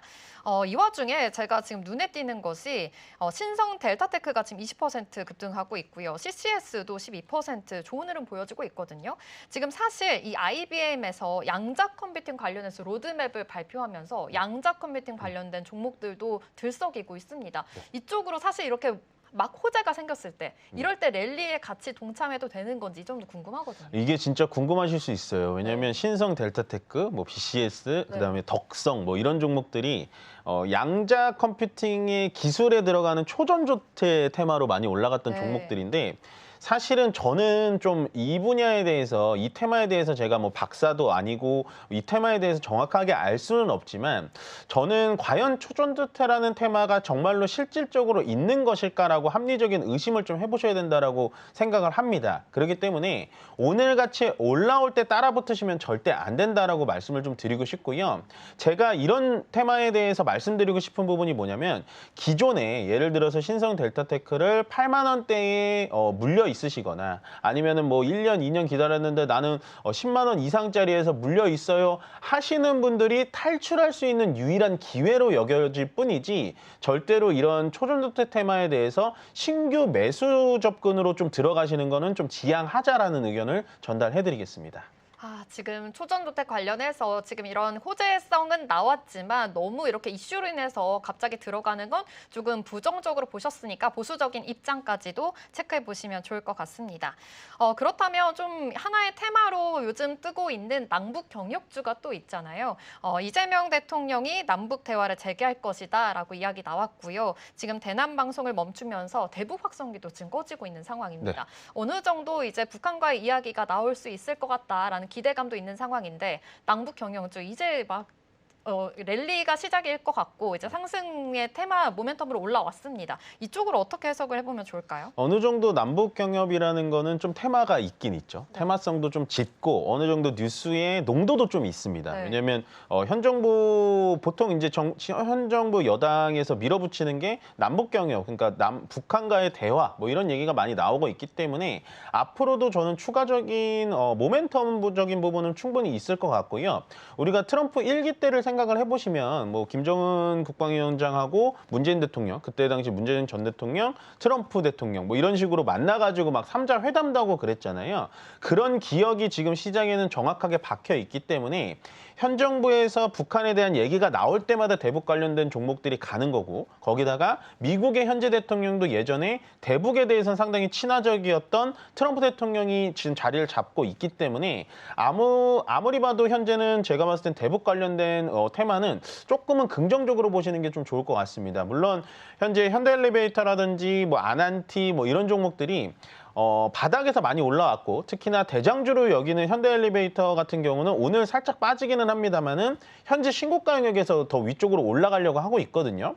그래서 지금 자리에서 기술적으로 본다면 85,000원짜리를 만약에 뚫고 올라간다면 위쪽으로 좀 상승 여력이 더 있습니다. 보통은 대세 상승장의 특징이 뭐냐면요, 신고가 가는 종목들이 위쪽으로 더 가는 습성이 있어요. 그렇기 때문에 저는 남북 경협주들은 좀 눈여겨보시는 게 좋다라고 말씀을 드리고, 이 얘기를 하나 더 좀 덧붙이자면, 보통은 남북 경협이 이렇게 막 불이 붙기 시작하면 어디가 떨어질까라고 생각을 한다면 보통은 방산주가 떨어집니다. 왜냐하면 평화협정이 일어나기 시작하면 무기가 필요 없는 거 아니야? 라고 하면서 방산주가 떨어지는데요.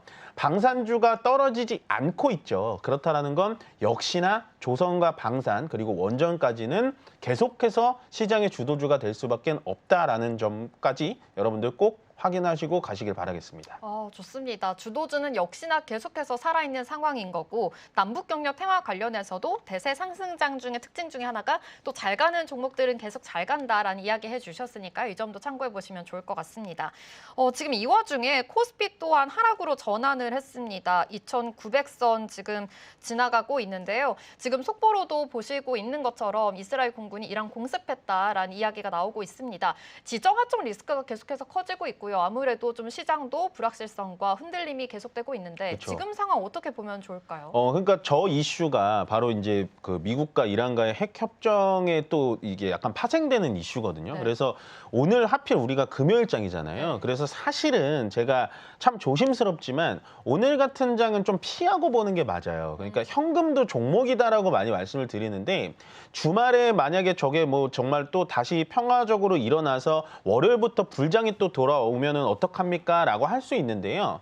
주식이라는 거는 항상 이렇게 잘 버는 때만 여러분들 기억에 많이 남으시는데, 이런 식으로 좀 피해야 될 때는 약간 좀 피해 있으시는 게 훨씬 더 좋아 보입니다. 그래서 저는 오늘 지금 지수가 이렇게 좀 떨어지면서 기관들이 좀 매도를 하면서 개인들이 좀 매수세가 좀 강하게 들어오고 있긴 한데, 약간은 좀 지금 이거 반대로 좀 플레이를 하셨으면 좋겠어요. 저는 주말 리스크도 있고, 방금 앵커님께서 얘기해 주신 글로벌 지정학적 리스크라는 거는 어쨌든 전체적인 글로벌 주식시장에 좀 부담이 들어오거든요. 그래서 어느 정도의 저는 현금을 한 30% 정도는 수익을 보신 분들이 어느 정도 많을 것 같거든요. 그렇기 때문에 조금은 매도 포지션으로 조심스럽게 가시는 게 낫지 않을까라고 정리해드리겠습니다. 네, 좋습니다. 지금 아무래도 좀 지정학적 리스크뿐만이 아니라 전 세계적으로 조금 불안하고 흔들리고 있는 장세입니다. 이럴 때일수록 조금은 보수적인 입장에서 매매 전략 세워보시면 좋을 것 같습니다.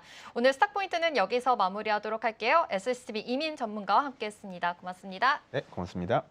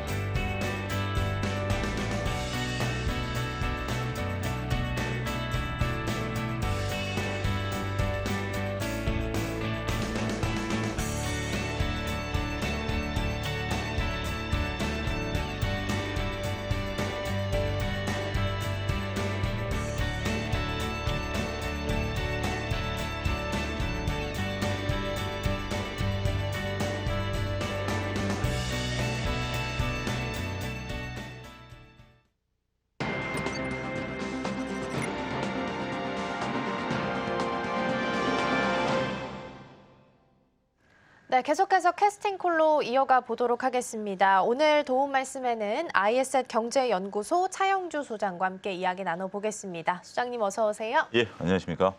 네, 방금 전에 이제 속보 앞서서 코너에서 좀 들으셨겠지만 일단 이스라엘 공군이 이란을 공습한 것으로 확인이 좀 되고 있습니다. 목표물은 미확인이라고 하고요. 이란 국영 매체 통해서 나온 걸 보면 수도 테헤란 북동쪽에서 큰 폭발음이 들렸다라는 소식까지 전해졌습니다. 그러면서 지수도 지금 다시 하방 쪽으로 고꾸라지네요. 코스피가 0.34%, 코스닥이 1% 넘게 하락을 하고 있고요. 일단 원화 강세가 이어지고 있는 분위기긴 합니다만 그래도 계속해서 외국인 좀 빼고 있는 분위기가 확인이 되고 있습니다. 개장 초반 지금 현재는 어떻게 해석을 좀 해보면 좋을까요, 시장님? 어제 이제 선물 옵션 동시 만기일이었죠. 그쵸. 그러고 나서 이제 시장의 색깔이 확실히 좀 변하는 모습들을 이제 확인할 수 있을 것 같습니다. 그동안 나름대로 이제 이재명 대통령 당선 이후에 시장의 강한 흐름들을 좀 이어왔었는데 어제를 이제 기점으로 해서 시장의 모습들이 조금 바뀌는 모습들이다라고 말씀드릴 수 있겠죠. 여전히 삼성전자가 6만 전자를 탈환하지 못하고 있는 상태에서 나름대로 하이닉스가 24만 원까지 오늘 반등세를 나타내면서 나름대로 모습들을 좀 보여주고 있긴 합니다만 그 외에 시장이 강했었던 뭐 2차 전지라든지 나름대로 이제 최근에 강했었던 아니면 뭐 우리가 이제 조선이라든지 방산이라든지 이런 것들도 이제 방산은 조금 이제 뉴스가 나왔으니까 폴로가 좀 달라질 수 있긴 하겠습니다만 시장의 흐름들이 좀 그렇게 움직임이 다소 좀 둔해졌다라고 좀 말씀드릴 수 있겠죠.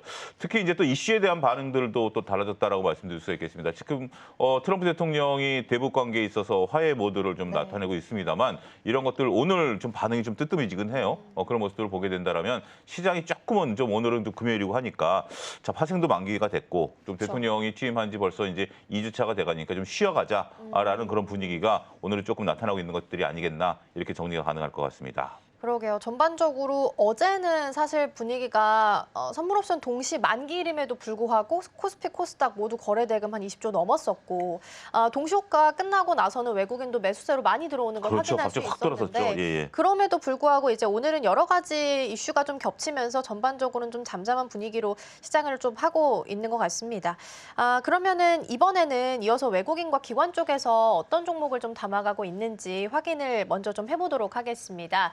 외국인과 기관 쪽에서 담아가고 있는 종목들 먼저 볼 텐데요. 외국인 순매수 쪽에서는 오늘 일단은 방산, 한화 에어로스페이스가 1위 종목으로 확인이 좀 되고 있고요. 기관 쪽에서는 한화 오션 종목으로 1위 종목 확인이 되고 있습니다. 그리고 의외로 또 현대차, 기아가 나란히 또 2위, 4위에 이름 올리고 있고요. 기관 쪽에서는 오랜만에 LG 에너지 솔루션 이름도 확인이 되고 있습니다. 그동안 두산 에너빌리티가 좀 가더니 오늘은 또 기관 쪽에서 한전기술 담아가는 부분도 확인이 되네요.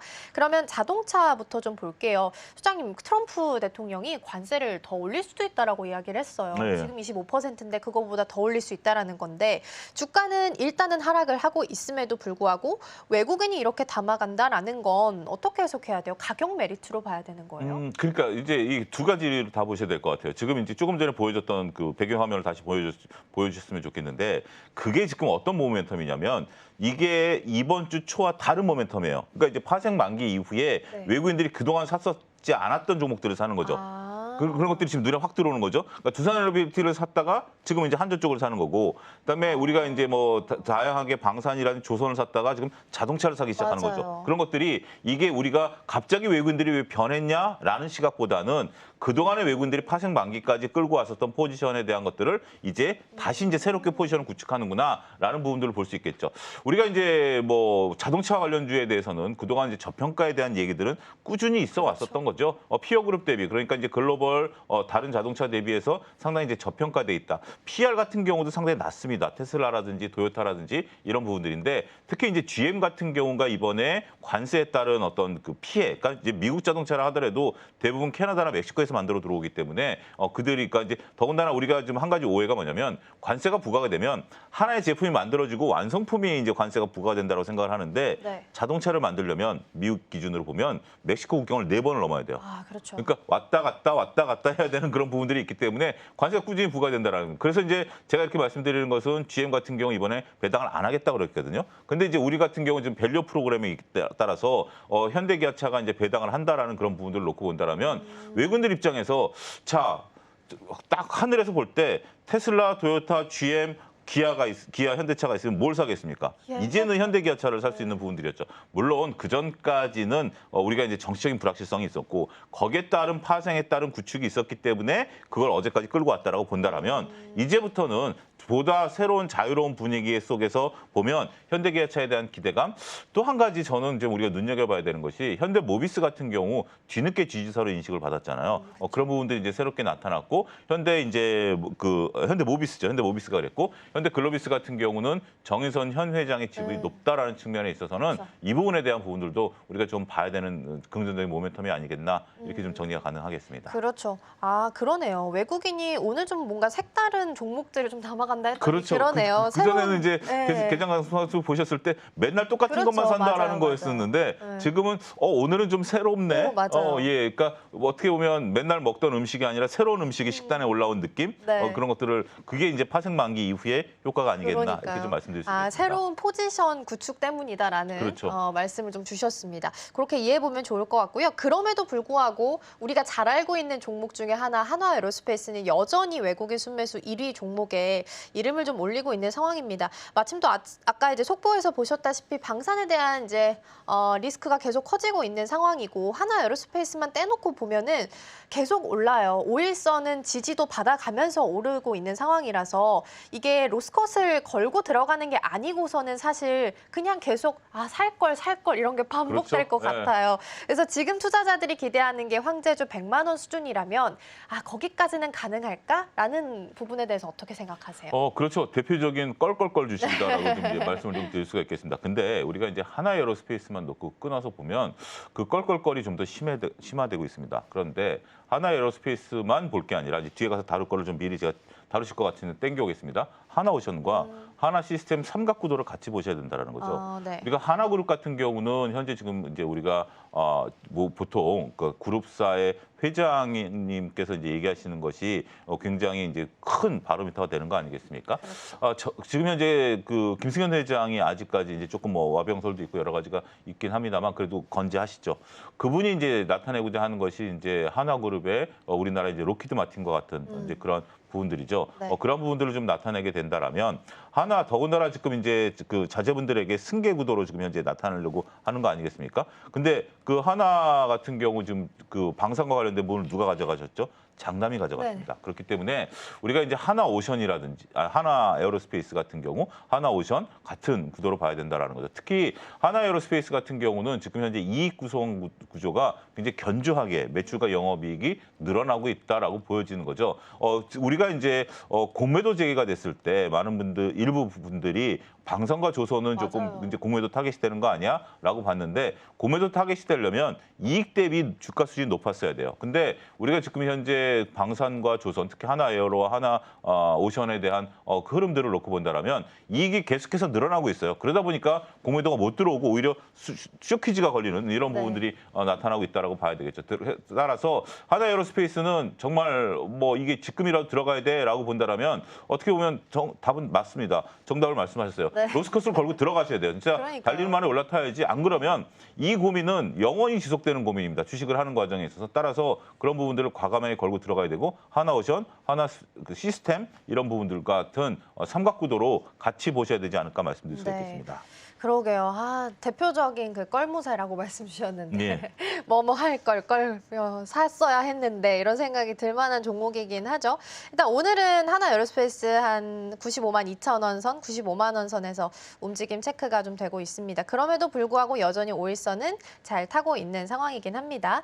그러면 시선을 반도체로 조금 옮겨서 확인해 볼게요. 사실 오늘은 기관 순매도 쪽에서 삼성전자 그리고 SK하이닉스가 모두 확인이 좀 되고 있는 상황이긴 합니다. SK하이닉스는 최근에 지수 상승이랑 가장 잘 반영시켜서 움직였던 종목이 아니었을까라는 생각도 들기는 하는데 수급은 받쳐준다지만 사실 전고를 못 뚫었어요. 그리고 어제도 못 뚫은 채로 하락 전환을 한 상황이었습니다. 그리고 심지어 그 차트 일봉으로 좀 보니까 수요일장 빼고는 모두 다 지금 지난주 수요일 빼고 지난주 금요일부터 쭉 음봉으로 마감하고 있는 중이거든요. 그래서 이 SK하이닉스의 차트를 보고서는 일단 단기 조정은 좀 불가피하다라고 해석을 해야 되는 걸까요? 이게 참 해석하기 좀 어려운 게 근데 한편으로 놓고 보면 네. 매일 갭으로 떴어요. 아, 그건 또 맞죠. 네. 그러니까 이런 어떤 정말 우리가 이제 갭으로 뜨면 갭을 메운다라는 어떤 공식이 있는데 네. 하이닉스 같은 대형주가 더군다나 외국인 기관 모든 투자자들이 아침에 눈 뜨면 뭘 먼저 보시겠습니까? 삼성전자 하이닉스는 누구든지 보죠. 그쵸. 하다못해 뭐 오늘 그 뭐 초전도체 테마주를 매매하시는 분들도 삼성전자 하이닉스는 보겠죠. 그럼에도 불구하고 하이닉스가 매일 갭으로 떴고 그것을 좀 지키지 못해서 음봉이었지. 지나고 보면 정말 20만 원, 우리가 한 18만 원, 19만 원, 20만 원에서도 24만 원이 벌써 20% 수익이 난 거예요. 그쵸. 대단한 기업을 투자했다라고 말씀드릴 수가 있겠죠. 그 이유가 무엇일까요? 근데 저는 쇼커버링인가라는 생각도 했어요. 왜냐면 공매도가 좀 그게 정확히 상당히- 보셨어요. 왜냐하면 18만 원대 공매도가 상당히 많이 늘었습니다. 아. 근데 그 공매도 누구였냐라면 그 다음부터는 네. 외국인과 기관이 꾸준히 샀어요. 그 공매도 주체는 누구였을까? 그러면은 개인이었을 가능성이 높다라는 거죠. 그러니까 우리가 이게 새로운 어떤 그 3월 31일 이후부터 모멘텀에 들어온 게 뭐냐면 네. 이제 개인들도 공매도가 가능해졌다라는 거죠. 이제 평평한 운동장이 됐다라는 거죠. 근데 개인들 입장에서 본다라면 네. 별로 그렇게 조금 뭐한 얘기지만 그렇게 스킬이 좀 이렇게 완전히 지금 상대적으로. 자리매김한 건 아니죠. 근데 공매도 입장에서 본다라면 제일 두려운 게 네. 손실은 무한대예요. 그렇죠. 그런 부분들 때문에 여기에 외국인 기관들이 들어오면 계속해서 자 오늘은 내가 어쩔 수 없다. 오늘은 내가 벌써 지금 뭐 한 30% 정도 그렇죠. 어제 쇼커버링 들어온 분은 30% 정도 손해가 난 거거든요. 네. 이런 부분들이 좀 나타난 부분들이 더군다나 이제 3개월밖에 못 버티니까 이제 외국인 기관 공이 마찬가지입니다. 그런 부분들이기 때문에 그 극단에 지금 들어와 있는 것 같아요. 그래서 제가 이제 서울경제에서는 오래간만에 뵀습니다만 다른 데서도 이제 22만 원이 넘어가면 쇼키지가 들어올 것이다라는 부분들을 계속 말씀드려 왔었던 부분들이거든요. 아. 수급 체크를 하다 보면 네. 그런 말씀을 좀 드렸던 부분들이다라고 말씀드릴 수 있겠죠. 그렇기 때문에 삼성전자가 못 따라옴에도 불구하고 하이닉스가 그런 부분들이 나타났다라고 말씀드릴 수 있겠습니다. 아직까지 그 수량이 줄어든 건 아니다라고 말씀드릴 수 있겠고 삼성전자와 하이닉스는 좀 결이 다르죠. 삼성전자 같은 경우는 안타깝게도 정말 이장에 삼성전자 6만 원을 못 들었다라는 것은 정말 이거는 조금 우리가 삼성전자를 좀 우려해야 되는 수준이에요. 여기서 삼성전자가 6만 전자가 왔으면 3,000포인트 갔죠. 3,000피 갔죠. 그런데 삼성전자가 못 감으로써 이제 2,900에서 이제 머물러 있는 그런 부분들인데 자 이렇게 구분하셔야 될 것 같습니다. 하이닉스는 조정 시마다 이런 부분들이 계속해서 매수가 들어올 것 같아요. 어차피 실적 베이스로 들어가니까. 네. 그래서 반도체를 보신다라면 하이닉스를 보는 게 맞고 네. 삼성전자는 한국물을 삼에도 불구하고 외국인들이 거의 1조씩 삼에도 불구하고 삼성전자 주가가 6만 원을 뚫지 못했다라면 삼성전자의 모멘텀은 아직까지는 조금 우리가 거리두기를 해야 된다. 그러니까 이재명 대통령 당선 이후에 외국인들이 거의 매일 1조 가까이 샀잖아요. 맞아요. 그럼에도 불구하고 삼성전자가 5만 5천 원에서 5만 9천 원까지는 왔지만 6만 전자를 뚫지 못했다라는 측면에 있어서는 조금 안타까운 모습이다. 이렇게 좀 정리가 가능하겠습니다. 그럼 소장님 지금 지수 구간 오는 데까지 사실 네. 삼성전자 비중이 그렇게 크지 않았던 것 그렇죠. 같거든요. 예. 근데 그러면 지금부터 우리가 내다보는 긍정적인 지수가 3,000P라면 예. 여기 구간을 가는 데 있어서는 삼성전자의 비중이 늘어날 수도 있는 거 아니에요? 늘어나주면 쉽게 가겠죠. 늘어나주면 이제 쉽게 가겠습니다만 지금은 삼성전자를 빼고 생각을 하셔야 될 것 같아요. 그러니까 이제 우리가 성적을 잘 맞기 위해서는 국영수 잘 맞으면 성적이 올라가는 거잖아요. 네. 근데 때로는 국영수를 포기하고 암기 과목에서 성적을 좀 뽑아낼 때도 있지 않습니까? 근데 그쵸. 지금 한국 증시가 그런 것 같아요. 지금 한국 증시가 테마주는 이제 지수랑 연관성이 없으니까 하지만 네. 우리가 국영수 솔직히 내가 이번에는 공부할 시간이 없으니까 좀 영어 정도는 하나 포기할래. 그 대신 내가 화학이나 뭐 지리에서 성적을 좀 땡길게라는 것들이 지금 현재 나오는 것이 네. 방산, 조선, 더군다나 이제 자동차가 올라주면 2차 전지와 자동차가 어떤 퍼포먼스를 보여주게 된다라면 영어 하나 포기한다 하더라도 이번에 성적은 우리가 목적이 3,000포인트가 아니잖아요. 5,000포인트가 가기 위한. 네. 그러니까 그래서 내가 지금 한 15등 정도 되는데 10등까지 끌어올리려면 국영수 포기해도 갈 수 있잖아요. 그런 어떤 성적이다. 근데 만약에 내가 찍은 국영수가 잘 맞았다. 그러면 네. 의외로 지수는 한 3,200포인트까지 아. 확 뛸 가능성이 있기 때문에 조금 여유를 두자. 저는 그렇게 말씀드리겠고 여기서 만약에 삼성전자가 뭐 HBM에 대한 새로운 트리거라든지 아니면 정말 이번에 삼성전자 2조 대출을 받았거든요. 그 반도체 대출을 받은 걸 가지고 M&A를 한다라든지 이런 부분들에 대한 모멘텀들이 나타난다라면 이거는 문제가 쉽게 나온 거죠. 그러면 내 실력 갖고 풀 수 있는 거죠. 네. 그렇게 된다라면 3,000포인트가 문제가 아니라 3,200포인트까지에 대한 가능성도 충분히 열려 있다. 저는 그렇게 말씀드리고 싶습니다. 아, 그러네요. 그러면 3,000포인트까지 삼성전자의 지분이 좀 늘어나면 더 빨리 갈 수 있다. 그렇죠. 더 쉽게 갈 수 있다라는 부분으로 정리할 수 있겠습니다. 자, 그럼 이어서 오늘도 추가적으로 살펴볼 만한 테마 함께 보도록 하겠습니다. 테마 열어보겠고요. 첫 번째 테마로는 2차 전지 자리합니다. 2차 전지 참 어렵습니다. 오늘도 사실 섹터 전반적으로 분위기가 좋지는 않네요. 장비단으로 봤을 때도 그렇고 소재 부품 그리고 가장 대형주, 대장주로 움직이는 LG 엔솔도 오늘도 사실 분위기가 좋지는 않습니다. LG 엔솔 같은 경우에는 3.4% 하락을 하고 있는데 바닥을 찍는 것이냐라는 부분에 대해서 상당히 의견이 모아지고는 있는데 이게 맞는 건지 잠시 후에 좀 점검해 보겠고요. 두 번째 열어보겠습니다. 두 번째는 조선입니다. 사실 뭐 조선 방산은 빼놓고 이야기할 수가 없는 섹터죠. 가끔 이제 돌고 돌아서 다시 또 조선 방산으로 돌아오고 있는 중이고 특히나 방산은 앞서서 살펴봤었고 조선 이야기하면서 하나오션 살짝 언급 주셨는데 여기서 전략 함께 점검해 보겠고요. 마지막 열어보겠습니다. 마지막은 초전도체입니다. 사실 퀀텀 에너지 연구소가 초전도체 물질 관련해서 특허 등록 결정이 나오게 되면서 오늘 개장하고 나서는 초전도체가 좀 강하게 올라오기는 했는데요. 지금 다시 좀 이란 핵 협상이랑 이스라엘 공습 이야기가 나오게 되면서 지금은 오히려 석유 관련된 종목, 해운 관련된 종목들이 더 올라오고 있다는 부분도 함께 챙겨드리도록 하겠습니다. 자, 그럼 소장님 일단은 어느 테마부터 좀 열어서 전략을 점검해 볼까요? 아무래도 2차 전지부터 조금 좀 먼저 좀 상황을 좀 봐야 되지 않을까 네. 싶습니다. 우리가 이제 2차 전지 같은 경우 지금 시장에서 놓고 보면 오늘 이제 테슬라 급락에 따라서 조금 그렇죠. 영향을 좀 받고 있는데 한번 생각해 보시죠. 테슬라가 급락을 했고 최근에 바닥에서 올라오는데 LG 엔솔 기준으로 3% 정도 빠졌다? 저는 나름대로 좀 강하다라는 것으로 좀 말씀을 좀 드리고 싶어요. 강하다로요? 예, 왜냐하면 그렇지 않다라면 바닥을 향해서 확 밀려야 된다라는 부분으로서 우리가 좀 볼 수 있는 그런 부분들인데 그럼에도 불구하고 오늘 지금 현재 2차 전지가 나름대로 저는 선방하고 있다라고 좀 말씀드릴 수 있겠습니다. 왜냐하면 2차 전지가 좀 올라가는 이유가 네. 특별하게 캐즘을 극복했다라든지 실적이 좋아진다라든지 이러한 부분들은 아니다라고 보거든요. 더군다나 이제 LNF 기준으로 봤을 때 JP모건에서 안타깝게도 매도 의견을 냈잖아요. 근데 매도 의견을 LNF를 이제 직접적인 거론을 했습니다만 LNF만의 문제일까요? 지금 실적은 다 안 좋은 거예요. 그래서 어떻게 보면 조금 혼자 억울할 수도 있다라는 생각이 드는데 그럼에도 불구하고 차트가 이미 바닥에서 10% 정도씩은 올랐어요. 그런 부분들을 좀 놓고 본다라면 저는 지금 상황에서의 2차 전지의 상황은 아직까지는 좀 저는 긍정적인 모멘텀을 좀 보고 싶어요. 특히 저를 아시는 분들은 야, 차용주가 2차 전지를 좋다라고 얘기해? 이건 정말 이례적이네. 저는 2022년, 2023년에도 2차 전지를 그렇게 긍정적으로 보지는 않았거든요. 그때 당시 주가가 높았을 때. 네. 그럼에도 불구하고 지금 상황이다라면 바닥에서 움직이는 차트의 모습들, 특히 LLF 같은 경우 지금 이제 화면에서 보시는 것처럼 저게 LLF가 아니고 딱 보면 여러분들 어떤 생각이 드시죠? 짝꿍댕이 쌍바닥이네.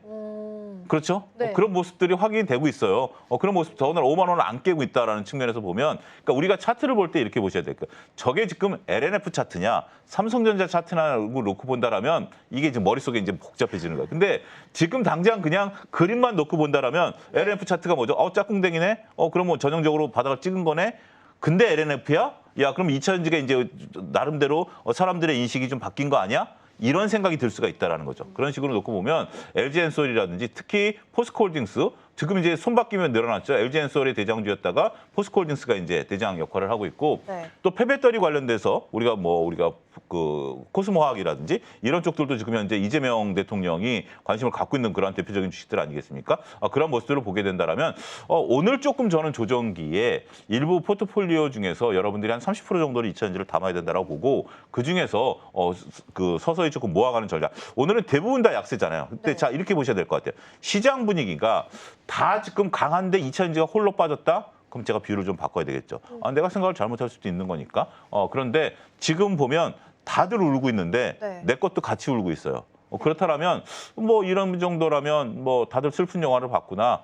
조금 그러면 다들 또 해가 뜨면 다들 좀 긍정적이지 않을까라는 심정으로 저는 오히려 접근하시는 것도 현재로서는 괜찮지 않을까. LG 화학이 좀 돌아서는 것도 긍정적인 모습들을 좀 볼 수 있기 때문에 저는 2차 전지 관련해서는 일단 아직까지는 긍정적인 비율을 좀 몰고 가자. 이렇게 좀 말씀드릴 수 있겠습니다. 그래도 의외로 또 긍정적인 말씀을 네. 주셨습니다. 포트에 그래도 30% 정도 채우자라는 말씀도 주셨고, 그렇다면 바닥에 대한 확인 정도는 어느 정도 해가면서 지금 구간을 만들어가고 있다라고 해석할 수 있을 것 같습니다. 그러면 시간이 많지는 않아서 두 번째 테마가 조선인데요. 예. 조선도 마찬가지로 사실 방산이랑 같이 짝꿍으로서 참 많이 움직이고 돌고 돌아서 또 조선 방산은 늘 강세를 좀 보였던 것 같습니다. 그런데 이제 앞서서 이제 하나오션 말씀을 좀 주셨는데 하나오션은 미국 협력에 가장 빠르게 답할 수 있다. 그래서 오버행은 오히려 매수 기회다라고 하면서 TP 조정 이야기 11만 4천 원도 제시가 그렇죠. 됐거든요. 네. 근데 차트를 보면 5월 초부터 한 달 반 정도 이때를 지금 거의 완전히 횡보하면서 가는 것 같아요. 등락도 거의 없고요. 그래서 이게 참 어려운 것 같은데 상승으로 갈 만한 준비가 다 또 됐다라고 판단할 수 있는 구간인 거예요? 공을 딱 던졌는데 네. 공이 딱 올라가다 어느 수준 되면 떨어지는 게 물리적인 법칙이죠. 그렇죠. 근데 공이 딱 올라가는데 공이 안 떨어지고 딱 버티고 있다? 강한 걸까요? 약한 걸까요? 강한 거 아니에요? 엄청 강한 거죠. 네. 엄청 강한 겁니다. 여기서 더군다나 시장에 뭐 다양한 어떤 퍼포먼스들이 보였고 뭐 건설주, 증권주 막 올라가면 더군다나 하나오션 팔고 차라리 그쪽 가버리는 게 낫죠. 맞아요. 근데 그렇다라고 본다라면 이게 차트가 옆으로 고점에서 횡보한다는 것은 밑에 떠받치는 힘이 굉장히 강하다라는 거. 그러니까 이제 우리가 이게 뭐 물리다 그래서 어려운 게 아니라 단순하게 누구든지 직관적으로 이해할 수 있는 거죠. 여기에서 지금 어제 거래량이 분출했다라는 거죠. 그렇다면 꿈틀댈 수 있는 거죠. 조선주들이 그러면 지금 조금 너무 아웃퍼폼한 거 아니야? 그러니까 조금 좀 많이 오른 거 아니야?라고 본다라면 우리가 조선업종에 대해서 부정적으로 보시는 분들이 시각이 냉철하게 보면 2017년 이후에 도크가 빈다라는 거예요. 지금 수주 잔고가 쌓여 있는 건 맞습니다만 2017년 이후에 새로운 수주가 아직까지는 그렇게 활발치 않다라는 거거든요. 근데 그 모멘텀을 누가 채워주느냐? 미국이 채워줄 가능성이 있다라는 거죠. 원래 보통 이제 조선 같은 경우 이제 그리스라든지 영국 선사들이 이제 하는 건데 유럽 선사들이 하는데 미국이 들어오게 되면 미국이 지금 배를 달라도 못 줘요. 우리 2017년 이후에 줄 수 있어요. 네. 지금 도크가 차 있기 때문에 그런 모멘텀을 나타낸다라면 저는 여전히 긍정적이다라고 좀 말씀드릴 수가 있겠고 여기에 또 하나가 있습니다. 지금 여러분들 화면에 조금 전에 보셨던 하나 엔진이죠. 엔진 그룹들도 좀 보셔야 될 것 같아요. 엔진 같은 경우는 우리가 중국이 발주를 한다 하더라도 과거 이제 우리가 배를 만들 때 일본 엔진을 갖다 붙였거든요. 근데 지금은 중국이 발주해도 엔진을 못 믿으니까 한국 엔진을 붙이라고 그래요. 그래서 현대 마린 솔루션이라든지 하나 엔진이라든지 이런 애들이 제주는 곰이 부리고 뒤에서 돈을 버는 이러한 모습들이기 때문에 네. 자, 하나그룹 정말 저는 작년부터 긍정적으로 봤던 게 살 거 많습니다. 하나 에어로스페이스, 하나 오션, 하나 시스템 이것을 통합하는 더군다나 조선 쪽에서는 하나 엔진 이런 부분들을 놓고 본다라면 전체적으로 하나 그룹들을 좀 보고 조선업종 같은 경우도 그렇다라면 그다음에 또 봐야 될 것은 현대 미포조선입니다. 아무래도 우리가 하나 오션 같은 경우는 지금 현재 군함 쪽에 되는데 현대 미포조선은 우리나라 조선사 중에서 가장 컨테이너를 찍어내듯이 만들어내는데 가장 강점을 갖고 있습니다. 그러면 지금 미국이 130척 정도, 우리가 230척이죠. 230척 정도 선단을 구성하게 된다면 그건 대부분 컨테이너선이거든요. 컨테이너선 같은 경우 더군다나 우리가 태평양을 다니는, 그러니까 배는 각 바다마다 다니는 조건들이 다릅니다. 근데 이제 태평양을 움직여야 되는 부분에 있어서 가장 기술력, 노하우가 있고 가장 저렴하게 만들어낼 수 있는 그런 부분들이다라고 본다라면 미국발 모멘텀으로 보면 군사적인 것은 하나오션, 그다음에 컨테이너 쪽은 현대미포조선 이런 식으로 포트폴리오를 구성하는 것도 적절한 방법이 되지 않을까 말씀드릴 수 그렇군요. 있겠습니다. 근데 이제 조선은 수주가 항상 중요한데 수주가 없는 상황에서 만약에 지금처럼 고점 유지하면 문제가 되겠지만 그건 아니잖아요. 그렇죠. 더군다나 이제 수주라는 것은 이미 이렇게 만들어 주십시오라는 것을 하고 그것을 지금 만들고 있는 과정이거든요. 네. 그런 상태에서 계속 수주 모멘텀이 들어와 줘야 앞으로 향후 연속성이 있는데 그 부분에 대한 걱정은 저는 그렇게 크게 하지는 않아도 좋다라고 봐요. 그렇기 때문에 일단 지금은 그 조선업을 투자하기가 어려운 것 중에 뭐냐면 수주가 들어왔는데 우리가 2023년에 어려웠던 게 재무제표는 적자네. 그러고 나니까 주가가 못 올랐던 거죠. 네. 근데 지금은 수주는 약간 조금 우리가 불안해라고 보는데 재무제표는 영업이익이 막대하게 나오고 있는 거죠. 왜냐하면 그때 봤던 수주를 지금 리드 타임. 짓고 있는 거니까. 그런 어떤 리드 타임이 발생하는 부분들이 있습니다만 이 부분을 다시 언급드리지만 2017년 이후에 도크가 빌 가능성이 있는 것을 미국이 채워주게 되고 친환경 선박, 에탄올 선박 이런 것들을 만들어내게 된다라면 저는 뭐 과거에 배 하나 만들 거, 2개 만들 거 지금 하나 만들어도 되니까 거기에 따른 고부가치에 대한 모멘텀도 충분히 가능성이 있다. 더구나 지금은 가는 애들만 가는 것 같아요. 정말 네. 어떻게 보면 쉽게 정말 눈 감고 계시면 어느 정도 내 재산이 불어있는 분들도 계시지만 거기에 동참 못하신 분들은 정말 좀 어려운 장세가 아니겠나 그러니까요. 이렇게 말씀드릴 수가 있겠습니다. 그러니까 한숨 가는- 쉬지 마시고요. 네. 아니 가는 말에 올라타면 참 좋은데 어려워요. 또 그게 참 어려워요. 그래서 참 어렵고 또 매력적으로 느껴지는 부분이 아닐까 싶습니다. 오늘 조선과 2차 전쟁에 대한 내용들 잘 살펴봤습니다. 수장님과는 여기서 인사 나누겠습니다. 오늘 말씀 고맙습니다. 감사합니다.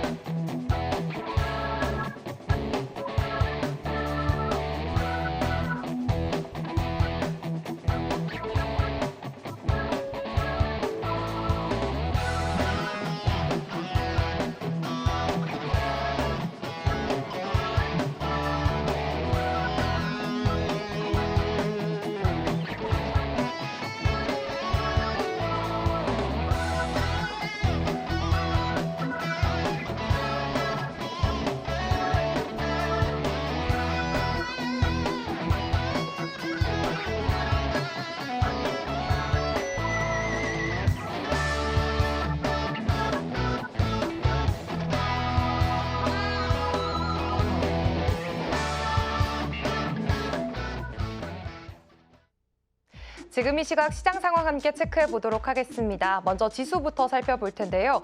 간밤 뉴욕 증시는 일제히 상승으로 마감을 했습니다. 오늘 우리 개장 때까지만 해도 우리 시장도 양시장 상승으로 출발하긴 했지만요. 아까 전해진 속보로 인해서 이스라엘 공급 관련한 이슈로 현재는 일제히 하락세를 나타내고 있는 상황입니다. 코스피는 0.6%가량 떨어지면서 2,899선 지나가고 있고요. 2,900선에서 내려온 모습도 보여지고 있습니다. 코스닥은 1.79% 좀 더 하락폭이 더 큰 모습으로 775선 지나가고 있습니다. 그렇다면 이어서 수급 상황도 함께 체크해 보도록 하겠습니다. 먼저 코스피 시장인데요. 현재 코스피에서는 기관이 지금 매도 우위를 나타내고 있습니다. 지금 4천억 원 가까이 물량 던지고 있는 모습이 포착이 되고 있고요. 다만 개인과 외국인 함께 그래도 수급 들어오고 있는 모습도 포착되고 있습니다. 개인은 3,800억 원 넘게 그리고 외국인 소폭이지만 60억 원 가까이 사들이고 있는 모습이 보여지고 있습니다. 그렇다면 이어서 코스닥 시장도 함께 넘어가 보도록 하겠습니다. 이쪽에서는 개인만 매수 우위를 보여주고 있습니다. 1,453억 원 사들이고 있고요. 외국인과 기관, 메이저 주체들은 모두 팔자세 나타내고 있습니다. 외국인은 1,000억 원 넘게 그리고 기관은 300억 원 가까이 지금 물량 빼내고 있는 모습이 포착이 되고 있습니다. 그렇다면 업종별 등락률도 함께 체크를 해보도록 하겠습니다. 먼저 코스피에서 상승하는 업종인데요. 오늘 철강 및 금속 부분만 0.46%대로 강세 나타내고 있는 중입니다. 아무래도 이 중동발 지정학적 리스크가 계속해서 커지고 있는 가운데 오늘 시장 조금 쉬어가는 흐름이 포착이 되고 있고요. 이어서 하락하는 업종들도 함께 체크해 보시죠. 네, 코스피에서 하락하는 업종으로는 건설이 지금 3%가량 빠지고 있습니다. 섬유의복도 2.3% 빠지고 있는 중이고요. 그리고 그간 잘 올라와 줬었던 그런 의료 정밀이나 기계 쪽도 오늘 1.4%가량 빠지고 있는 모습 포착되고 있습니다. 그렇다면 이어서 코스닥 시장도 상승한 업종들 빠르게 살펴보겠습니다. 이쪽도 기타 제조가 0.19%대 아주 약한 빨간불 켜내면서 상승하는 업종이 그리 많지 않다는 점 함께 다시 한 번 더 확인을 해봤고요. 이어서 또 하락하는 업종까지도 빠르게 살펴보도록 하겠습니다. 코스닥 쪽에서도 좀 하락하는 업종들 폭이 좀 큰 모습입니다. 기타 서비스 3% 가까이 빠지고 있고요. 제약 쪽도 오늘 2.6% 빠지는 흐름이 포착되고 있습니다. 금융과 건설, 기계장비, 제조까지도 모두 2%가 넘는 그런 하락세 나타내고 있다는 점까지 함께 체크를 해봤습니다. 그렇다면 이어서 거래대금 상위주들의 움직임 함께 체크해 보도록 하겠습니다. 먼저 코스피 시장인데요. 현재 코스피 시장에서 삼성전자, SK하이닉스, 반도체 투탑이 나란히 1, 2위를 차지하고 있습니다. 하지만 그 흐름은 엇갈린 모습을 보여주고 있는 상황입니다. 삼성전자의 경우에는 지금 1.5%가량 낙폭 그리면서 6만 전자에서 점점 더 멀어지고 있는 모습이 연출이 되고 있는 상황이고요. 반면 SK하이닉스의 경우에는 2% 가까운 상승세 나타내고 있는 상황입니다. SK하이닉스의 경우에는 간밤 뉴욕 증시에서 오라클이 이 AI 수요 급증으로 인해서 어닝 서프라이즈를 기록을 했었고요. 이에 따라서 엔비디아 주가도 1.5%나 상승을 했습니다. 그렇기 때문에 이 모멘텀 받아가면서 오늘 장안에서 그래도 SK하이닉스는 강한 빨간불 그려내고 있습니다. 하지만 어제 시장에서도 SK하이닉스가 오전장까지는 강세를 보이다가 오후 들어서 좀 주가 흐름이 약해진 모습을 보였기 때문에 과연 지금 보여지는 이 시세가 오후장까지도 이어질 수 있을지 체크를 해보셔야겠습니다. 다음으로는 두산에너빌리티 살펴보겠습니다. 1.5%가량 지금 빠지고 있는 상황인데요. 사실 어제 장안에서 국내 원전주들 여러 가지 모멘텀으로 인해서 좀 호재성인 상승세 보였습니다. 그런 덕분에 어제 잘 가는 흐름을 나타냈는데 특히나 이 안에서 두산에너빌리티가 올해 들어 이달 들어서 하루도 빠지지 않고 상승세를 기록을 했었습니다. 35%나 무려 올라가는 흐름을 보여줬는데 오늘처럼 이렇게 쉬어가는 장세 속에서 원전주도 쉬어가는 모습이 보여지고 있고요. 풍산이 지금 20% 가까운 급등세 나타내면서 10만 원 선을 돌파했습니다.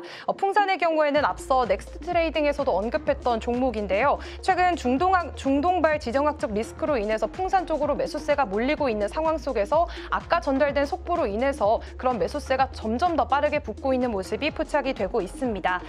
그렇기 때문에 이런 신고가를 지금 현재 경신한 상태고요. 역시나 나란히 방산 쪽으로 조금 수급이 몰리고 있는 모습이 포착이 되고 있습니다. 하나 에어로스페이스도 2.7%대, 현재 2.3%대 강세 나타내고 있고요. 또 현재 화면에는 없지만 현대 로템까지도 오늘 장안에서 방산주들 일제히 강세를 나타내고 있다는 점 포착을 해보실 수가 있습니다. 그렇다면 이어서 코스닥 시장도 함께 건너가 보도록 하겠습니다. 현재 코스닥 시장에서 거래대금 상위 종목들 살펴볼 텐데요. 1위로는 우리기술이 차지를 하고 있습니다. 1.5%대 강세 나타내면서 2,660원 선에서 거래가 되고 있습니다. 다음으로는 흥구석유 살펴보겠습니다. 지금 상한가를 터치한 상황인데요. 15,000원 선 거래되고 있습니다. 사실 현재 이스라엘 공군이 이란 공습을 하게 되면서 지정학적인 리스크 점점 더 커진 상황이고요. 이런 상황 속에서 석유 관련된 주들이 좀 급등세를 나타내고 있습니다. 이 흥구석유를 포함해서 한국석유나 중앙에너비스도 모두 급등세 보이고 있다는 점 함께 가져가 보시면 좋겠습니다. 다음으로는 상지건설도 지금 7%가량 상승세 나타내고 있는 상황이고요. 알테오제는 지금 5% 가까이 빠지면서 지금 40만 원 선에서 다시 내려온 모습도 포착이 되고 있습니다.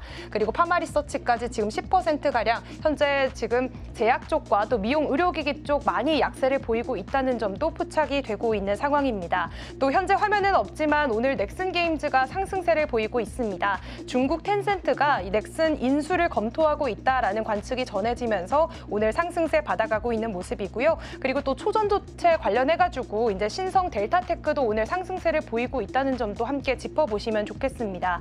이 IBM이 양자 컴퓨터 로드맵을 발표하면서 퀀텀 스타일링을 만들 계획이라고 밝혔고요. 그러면서 퀀텀 에너지 연구소 지분을 간접 취득하고 있는 신성 델타테크까지도 함께 강세를 보이고 있다는 점까지 함께 체크를 해보시면 좋겠습니다. 지금까지 시장 상황 전해드렸습니다. 네, 이스라엘이 이란을 선제 타격했다라는 속보가 전해지면서 지수도 하락으로 고개를 틀었습니다. 석유주랑 해운주가 지금 강세 보이고 있고요. 지금 지수만 놓고 봤을 때는 코스피가 1% 가까이, 그리고 코스닥이 2% 넘게 하락하고 있고 WTI가 5%, 브렌트유도 5% 넘게 상승불 켜고 있습니다. 이 소식에 비트코인 시장도 급락세 이어가고 있으니까 함께 참고해 보시면 좋겠습니다. 저희가 방송 중에 제공해드린 정보는 투자 판단을 위한 조언일 뿐 해당 종목의 가치와 수익률은 보장하지 않습니다. 저희는 다음 주 월요일에 돌아오겠습니다. 시청해주신 여러분 고맙습니다.